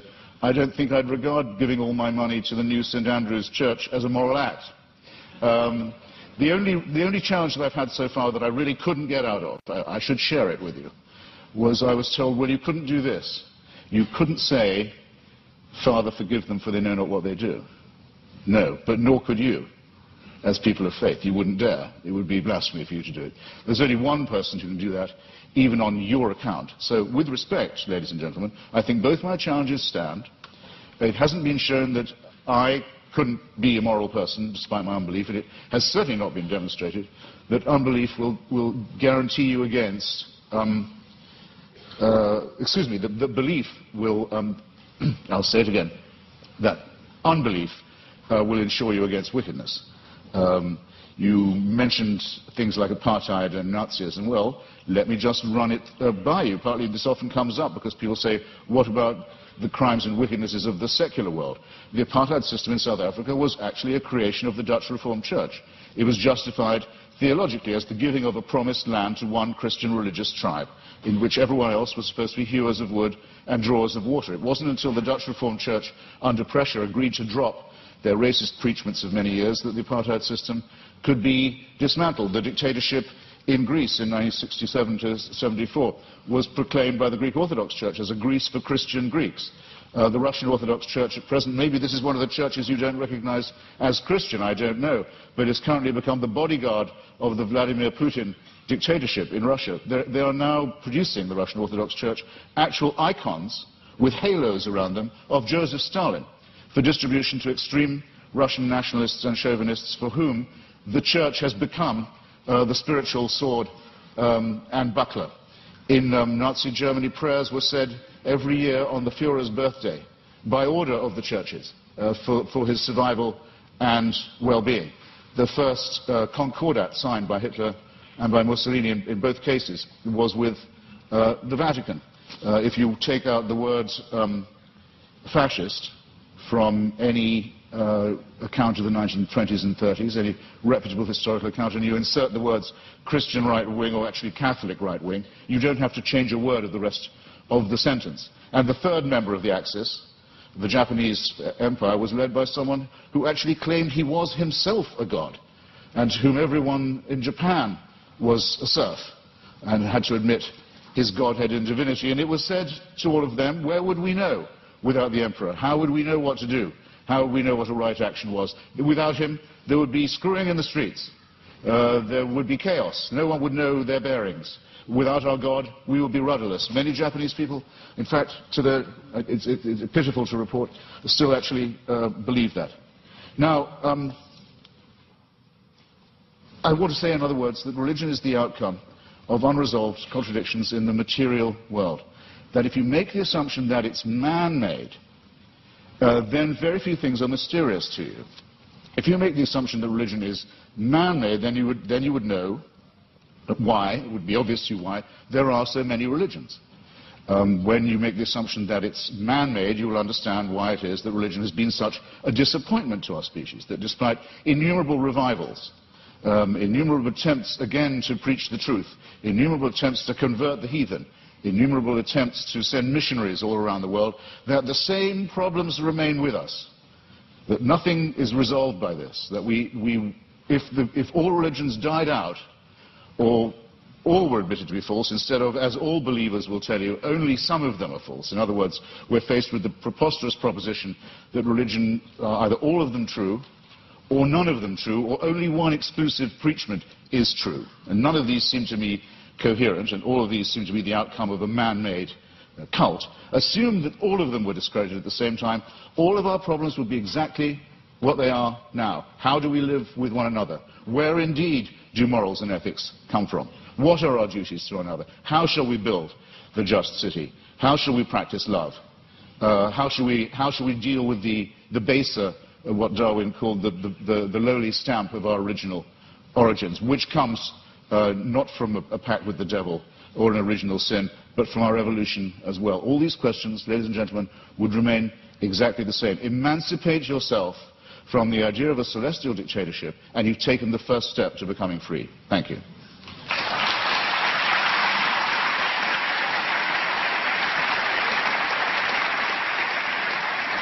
Dr. Craig, your closing argument, 5 minutes.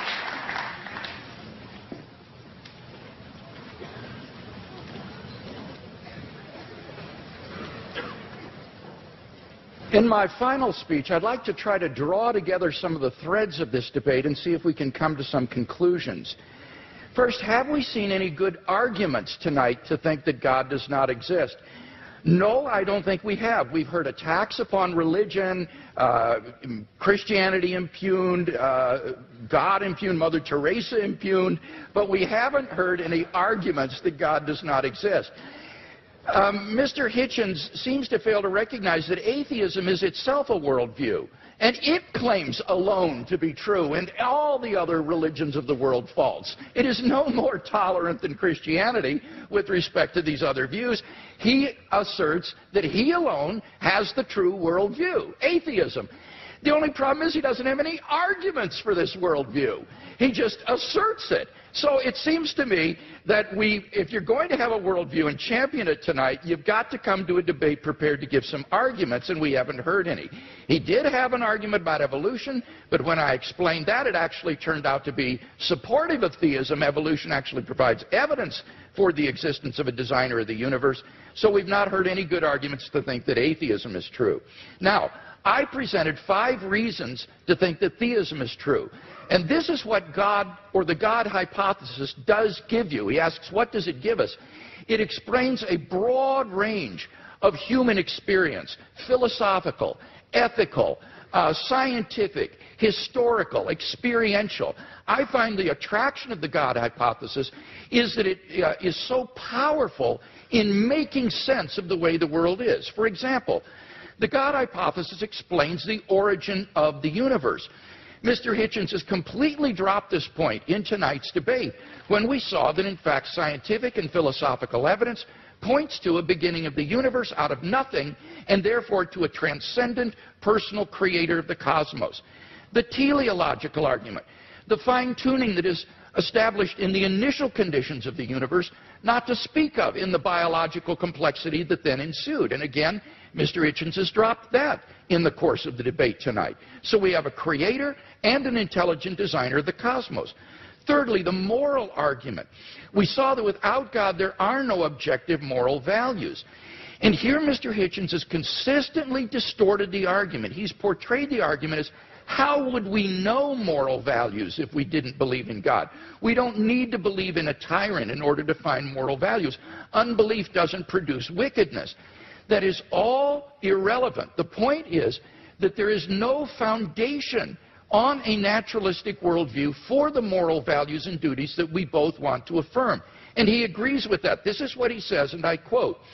He says, our innate predisposition to both good and wicked behavior is precisely what one would expect to find of a recently evolved species that is half a chromosome away from chimpanzees, primate, and elephant, and even pig societies show considerable evidence of care for others, parent-child bonding, solidarity in the face of danger, and so on. As Darwin put it, any animal whatever endowed with well-marked social instincts would inevitably acquire a moral sense or conscience as soon as its intellectual powers had become as well developed as in man.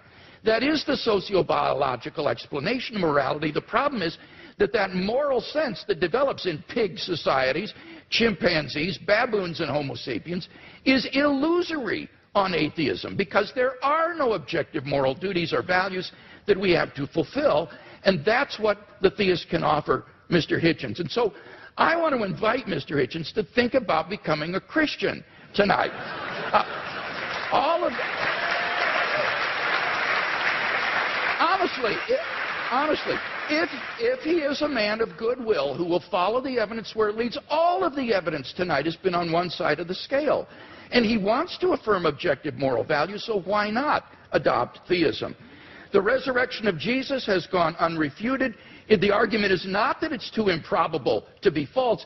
The argument is that you need a historically sufficient explanation to explain why the disciples came to believe this. And there isn't one apart from the empty tomb and appearances. It's not a matter of rumor because the empty tomb was public knowledge in Jerusalem. It would be impossible for Christianity to flourish in Jerusalem in the face of an occupied tomb. Finally, the immediate experience of God. If there's anybody watching or listening to the debate tonight who hasn't found God in a personal, experiential way, then I want to invite you as well to think about becoming a Christian. I became a Christian as a junior in high school, and it changed my entire life. And I believe that if you'll look into it honestly with an open mind and an open heart, that it can change your life as well.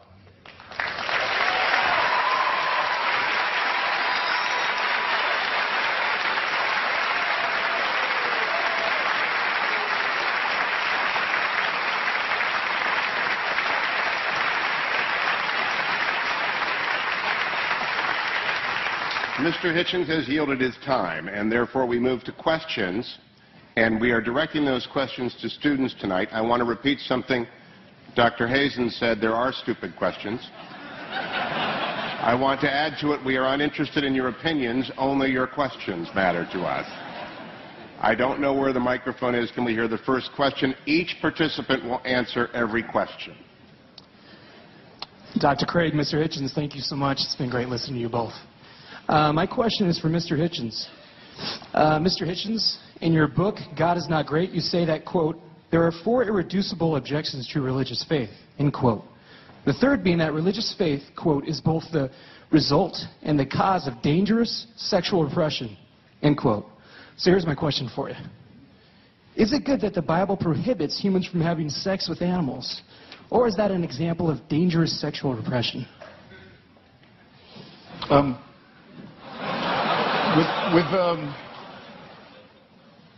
The allusion I was making was not to the man-made in the ordinary sense nature of religion, that you can tell from studying some of its codes that it's humans that are inventing it. That's why so many of the injunctions in the Old Testament are, as you quite rightly say, concerned with agriculture, shall we put it delicately. But it's more that it's men-made, that it's designed to keep women in subordination. But could you answer the question? Do you think the Bible is right to prohibit humans from having sex with animals? I don't know of any good advice about having sex with animals. In favor of it, I mean to say, look, there are things that if people do, incest is one, and cannibalism is another. If you do them, you'll die out. A society that permitted it would. There were societies in New Guinea that did practice cannibalism, and there's a terrible disease that you get called kuru if you do it, and it seems to be. If you like, there are some rules that are self-enforcing. That's not what when I was talking about sexual repression, I was talking about the enormous number of prohibitions on sex between men and women, and on the evident fear of female sexuality, and the superstitious dread, for example, of female menstrual blood. Things of this kind. Dr. Craig, your assessment of that question and answer. Well, I think the question illustrates that apart from God, whatever is in nature is right. There is no thing barred in nature if there is no sort of objective moral code. So the question is a good one because it illustrates that here is a guideline for sexual expression that is very good for human beings and not something that's meant to be repressive or harmful to human beings. In fact, the studies I've seen says that religious people have more fun with sex than people who are not religious. And it actually shows that they are more sexually satisfied in marriage and so forth. So I think the question makes a good point. I think I have to have another bite of this.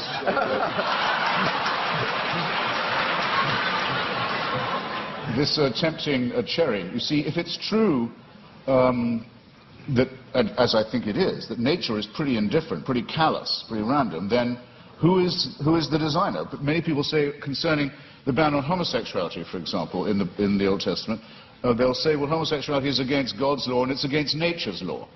Well, in that case, why does nature see to it that so many people are born homosexual? Or, if you want to rephrase it, why does God have so many of his children preferring sex with their own gender? It doesn't help. It doesn't, in clarifying and elucidating this, it doesn't help to assume a supernatural authority. Whereas, if you look at the reasons given by Maimonides and the other sages for the practice of circumcision, it is precisely to dull and to blunt the sensation of an organ which I don't think even, well, I'll leave it there. Our next question. No, but it's explicitly designed, in other words, to reduce a sexual pleasure, make it more of a painful duty than a celebration. When you ask for it. I don't want to misrepresent myself. I was a student here and graduated.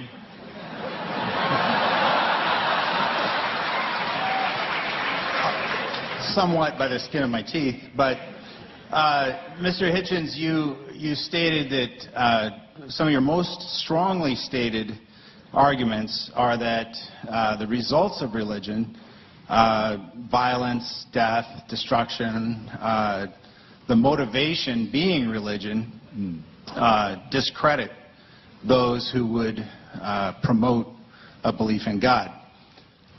However, I think there's an imbalance there in that the nuclear bomb was created by physicists and is the most demonstrable violence perpetrated on mankind. So I wonder how you respond to that. Well, physics isn't an ideology. Physics isn't a belief system. It's a science. Well, I think that would be subjective. I mean, you could, any more than the Marie Curie discovering radium makes her practice morally different. I mean, it's not comparing like with like. What I'm talking about are specific religious injunctions to do evil, to mutilate the genitalia of children, for example, to take the pastor, Douglas Wilson, who Dr. Craig was just mentioning, with whom I crossed swords several times this year, recently in Dallas. I happened to be mentioning to him about the commandment to exterminate the Amalekites in one of our debates. He said that commandment is still valid. If there were any Amalekites, it would be his job to make sure that they were all put to the sword. And some of the virgins left over for slavery, purposes better imagined perhaps than described. I think this is a very serious problem. I'm not taking refuge in the commonplace that sometimes religious people behave badly, that would discredit religion. That would be a very soft option. I'm saying there are specific biblical, scriptural injunctions to do evil. Dr. Craig, in that regard, those who are announced atheists who have done evil in the world, particularly in the last 20th century, the Marxists, the Trotskyites, the Stalinists, have they done more damage in your view and more evil than the Christians? Well, this is a debate, Hugh, that I don't want to get into because I think it's irrelevant. I as a philosopher, and I mean this, am interested in the truth of these worldviews more than I'm interested in the social impact. And you cannot judge the truth of a worldview by its social impact. That's just irrelevant.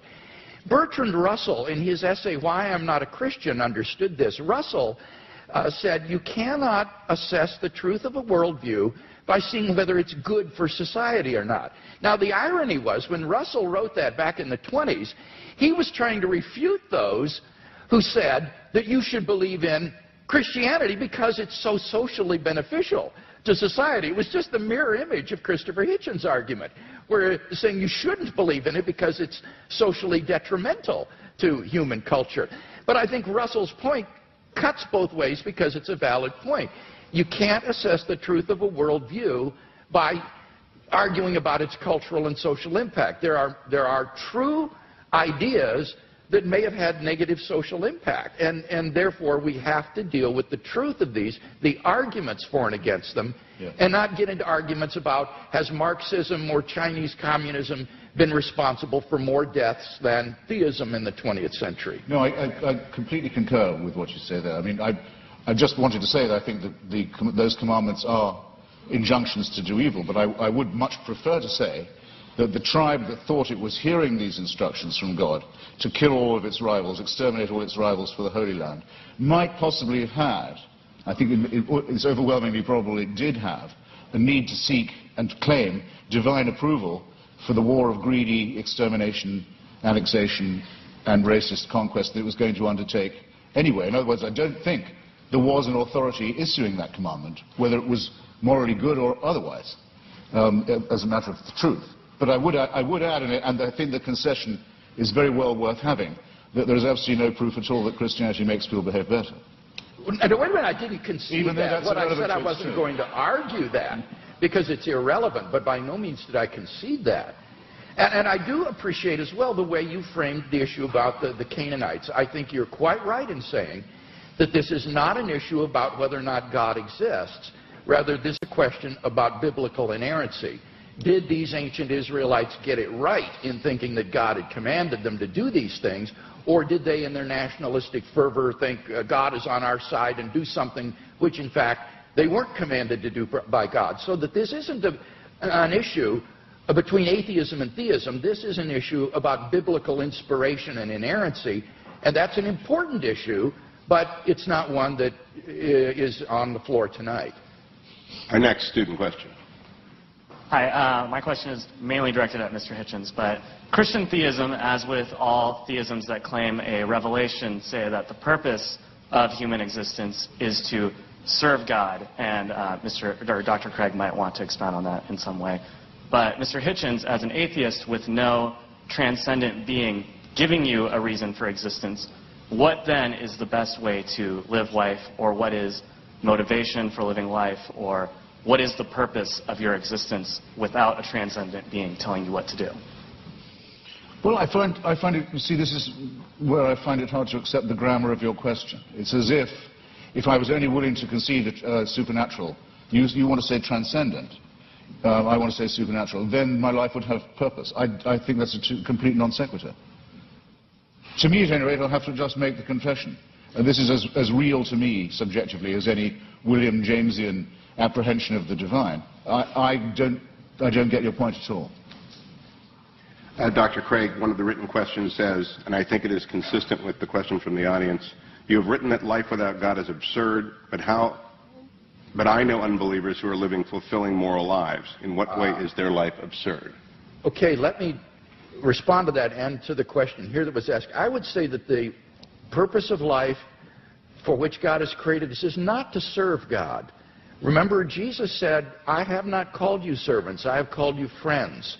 And I think the Westminster Confession gets it right when it says the purpose of human existence is to glorify God and enjoy Him forever.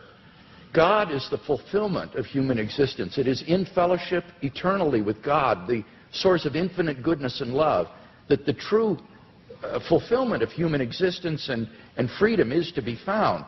Now, when I say that apart from theism, life is meaningless, I mean objectively meaningless. This is the same distinction that we're talking about with regard to moral values. I'm saying that on atheism, there is no objective purpose for human existence. As Mr. Hitchens recognizes, eventually the universe will grow cold, dilute, dark, and dead as it runs down toward maximum entropy and heat death, and all human existence and life will be extinguished on an atheistic view of the future of the universe. There is no purpose for which the universe exists. The litter of a dead universe will just expand into the endless darkness forever, a universe in ruins. Now, of course, one can still live one's life as an illusion, thinking, oh, the purpose of life is to, say, hit 40 home runs and steal 40 bases every year, you know, in the major leagues, and you draw the meaning of your existence from that. But that's not really the meaning of your existence. That's just a subjective illusion. In fact, your existence on atheism is objectively meaningless. So that's the distinction that I was making. Again, it's between objective and mere subjective illusion. Well, I think it has it exactly the wrong way around. You see, as I was beginning to say earlier, We didn't have time in the question period. I wouldn't say that atheism was morally inferior. I wouldn't concede that for a second. I don't want to make a claim for its superiority either, but there may be a slight edge here. We don't believe anything that could be called wishful. In other words, we don't particularly welcome the idea of the annihilation either of ourselves as individuals, the party will go on and will have left and we're not coming back, or of the entropic heat death of the universe. We don't like the idea, but there's a good deal of evidence to suggest that that is what's going to happen. And there's very, very little evidence to suggest that I'll see you all again in some theme park.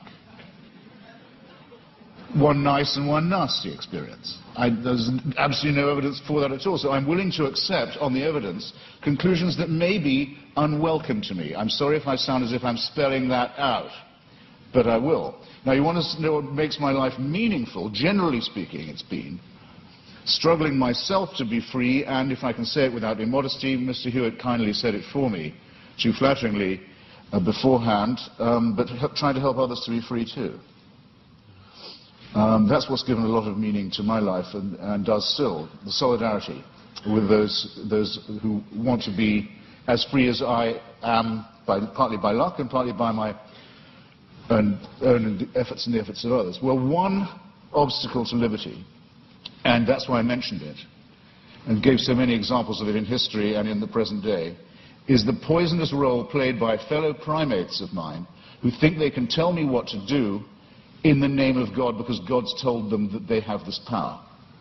So that's one thing I'd like to be shot of right here in the here and now. And my suspicion is, if you really ask the religious where do they want power and what's the world they care about, the next one or this one, it'll be this one every time, because they too know perfectly well that this is the only life we've got. Yeah, I don't think that's true. It seems to me that on the basis of the resurrection of Jesus that we have grounds for the hope of immortality. This is the foundation upon which the Christian hope is predicated. So again, it gets back to whether or not one has good grounds for thinking that Jesus was who he claimed to be and that God raised him from the dead. Because if he did, then there is hope of immortality. But then I return your question to me, I return it to you in a different form. If there's going to be a resurrection, an ingathering, if in the end all injustices will be cancelled, all tears dried, all the other promises kept, then why do you care what happens in this brief veil of tears? Why do the churches want power in the here and now? Why do they want to legislate for things like abortion or sexuality or morality? Why bother? I mean, isn't it just as much the case, as Dostoevsky says about atheism, that without God all things are possible, that with God all things are thinkable too? Not at all. As Dostoevsky said, if there is no immortality, all things are permitted, he said, because it all ends up the same, it all comes out in the wash the same. But if there is a God who exists, who loves human beings and has created them in his image and endowed them with intrinsic moral value and unalienable rights, then you have every reason to treasure other persons as ends in themselves. And the desire of pro-life persons to champion the lives of the unborn or the lives of the dying isn't a power grab, Mr. Hitchens. It's because they genuinely care about the lives of innocent human beings that they believe are being wantonly destroyed. So it's a very positive motivation. Agreed, but there are perfectly good humanist motives for doing all those things, and if you want to have a reason for caring about the survival and health and well-being of others, the idea that you might depend on them for the only life you've got, and they on you for solidarity, is just as good an explanation for right action. Per contra, if people think God is telling them what to do, or they have God on their side, what will they not do? That's what I meant by the reversal of the Dostoevsky question. What crime will not be committed? What offense to justice and to reason and to humanity is not regularly committed by people who are convinced that it is God's will that they do that? If they commit such atrocities, it is only because they act inconsistently with their worldview rather than in line with it. Jesus would not have been a guard at Auschwitz or someone who would take away the human rights of another person. need to ask what kinds of actions are sanctioned by a worldview. And on atheism, as Dostoevsky said, it seems everything is permitted. Humanism, without God as a basis for humanism, is just a form of speciesism, a bias in favor of your own species. I think Christianity affirms the real basis for humanism. Auschwitz is the outcome of centuries in which the Christian Church believed that the Jewish people had called for the blood of Jesus of Nazareth to be on their head for every generation. It's only in one verse in the Bible, I know, but it happens to be the verse the Church picked up on. I don't say Jesus would have been a guard there. That's not the point. The point is that this is not an aberration of religion. It is a scriptural injunction, as is the one to kill the Amalekites, as is the one to mutilate the genitals of children. The issue is, would Jesus have been a guard at Auschwitz? Because insofar as people who claim to be his followers were guards at Auschwitz, they were acting inconsistently and in defiance of the ethic of Jesus of Nazareth. Well, you should tell that to the Vatican. I mean, we know Paul Johnson, in his very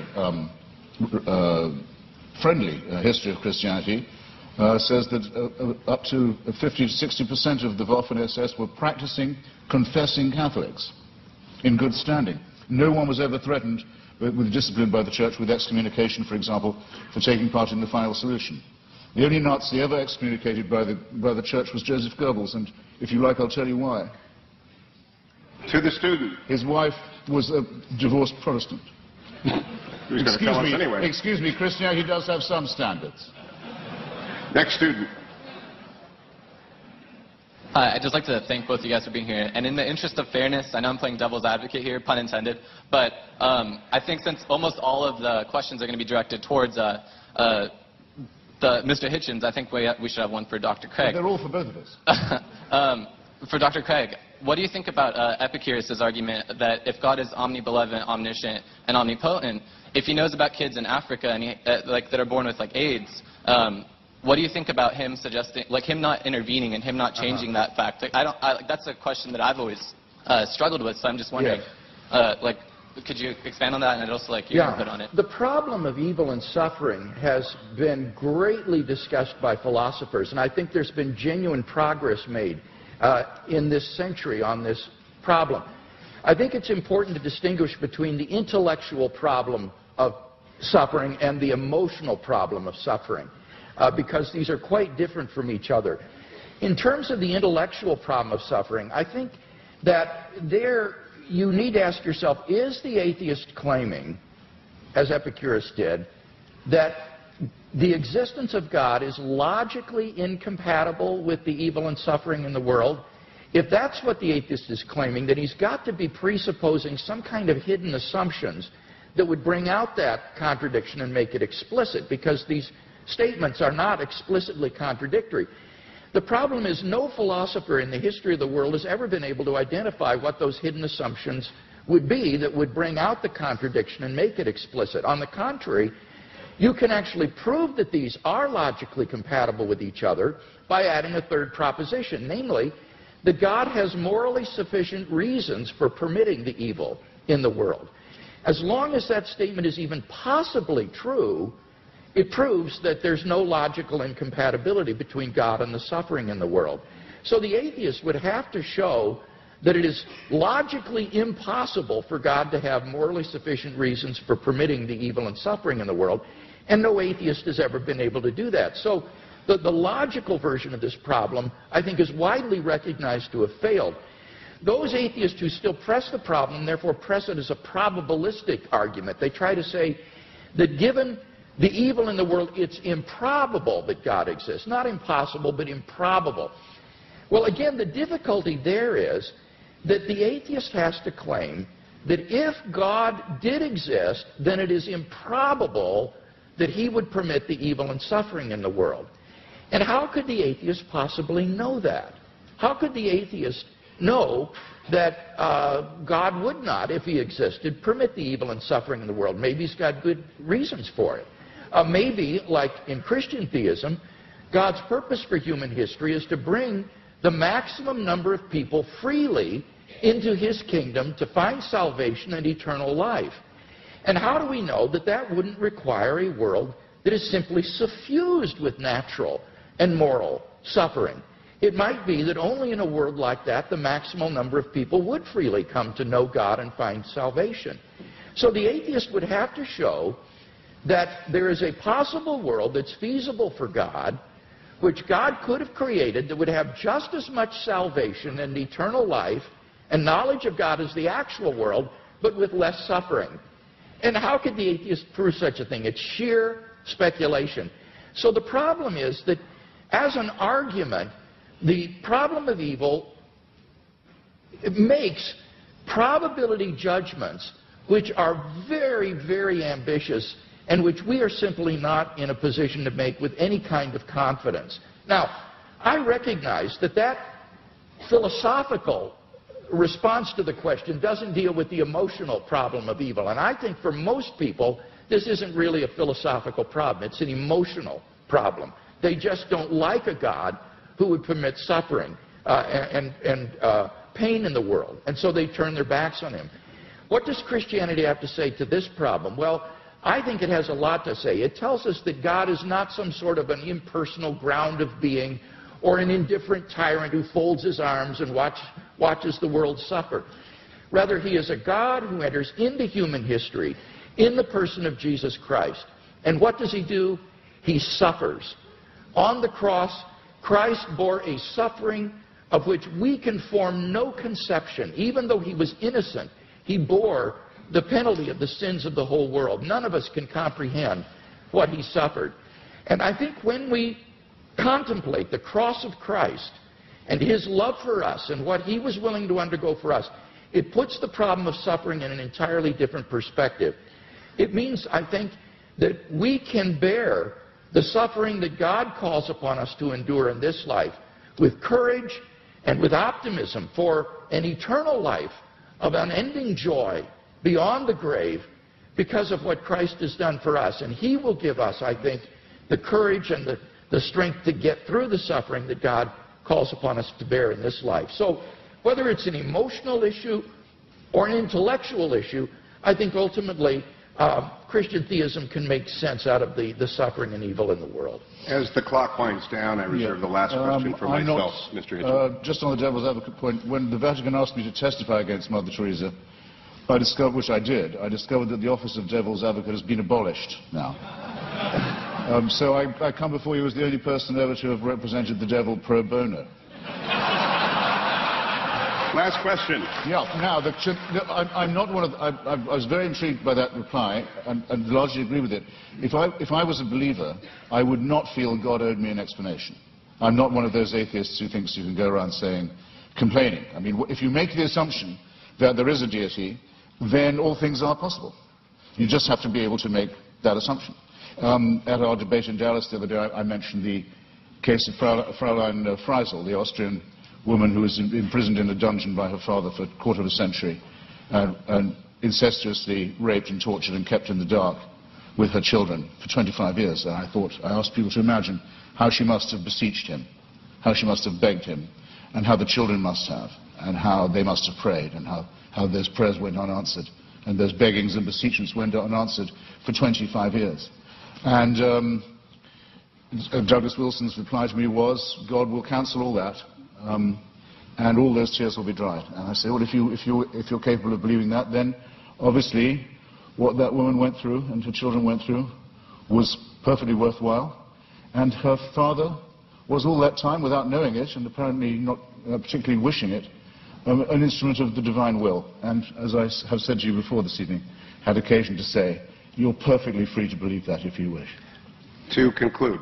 I do. You could, Mr. Hitchens, you have 4,000 people here, tens of thousands more watching. You could do the same exchange at Wheaton, at Westmont, at Azusa Pacific, at Point Loma, at Notre Dame, at every great Christian university in the United States. Why do you think so many people come out to see debates with accomplished people like Dr. Craig and you?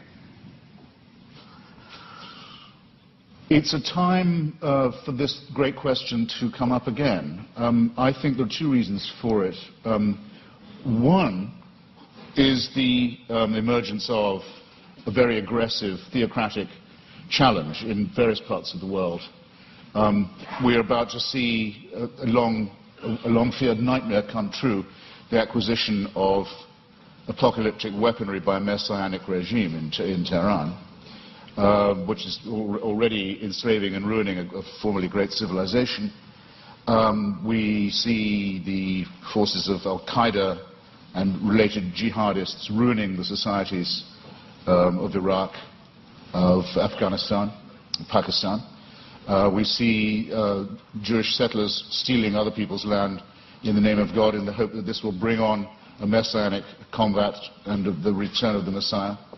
And even in our own country, we're not free from people who want to have stultifying nonsense taught to children in school and in science class.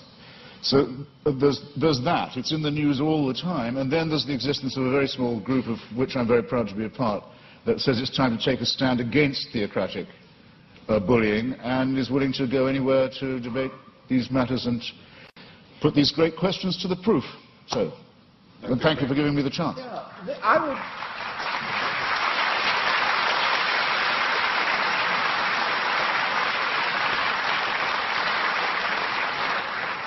I would answer the question somewhat differently. I think that what we're seeing is the fruit of modernity.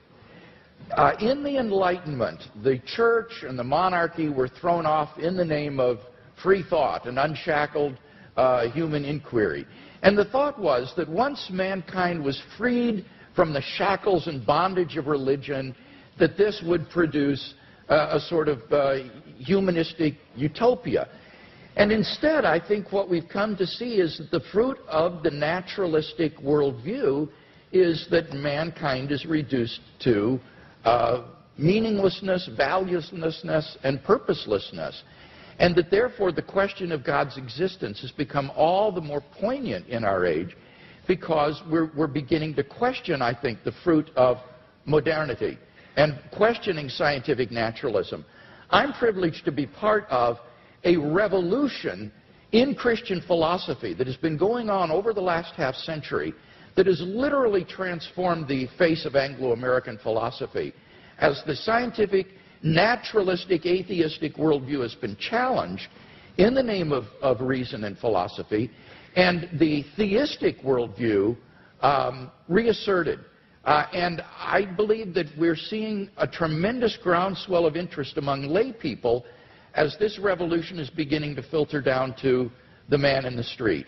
So I would see us as beginning to question the assumptions of modernity and the bitter fruits of modernity that have been so evident in the 20th century. And I'm hoping that this will lead to a tremendous renaissance in Christian thinking and Christian faith. To wrap up, then,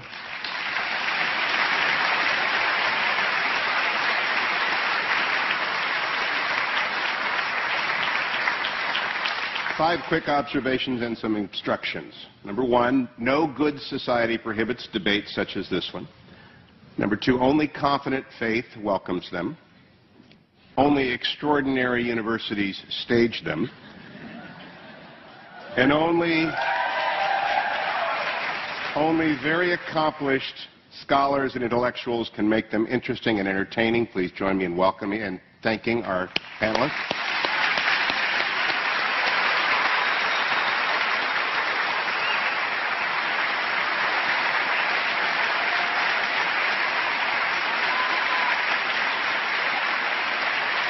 Both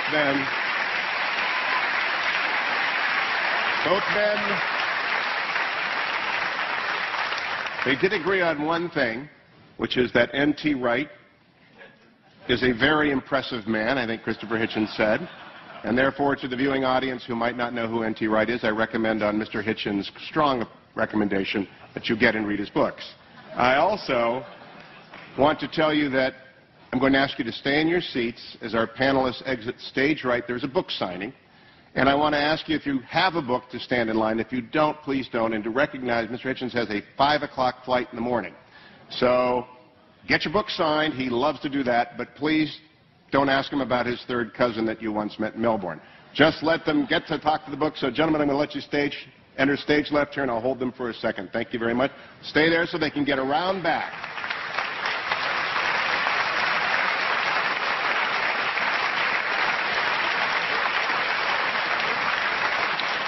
Finally, I want to thank Dr. Craig Hazen, Torrey Honors Institute, and everyone at Biola for coming this evening. Have a safe, productive trip home. Good night.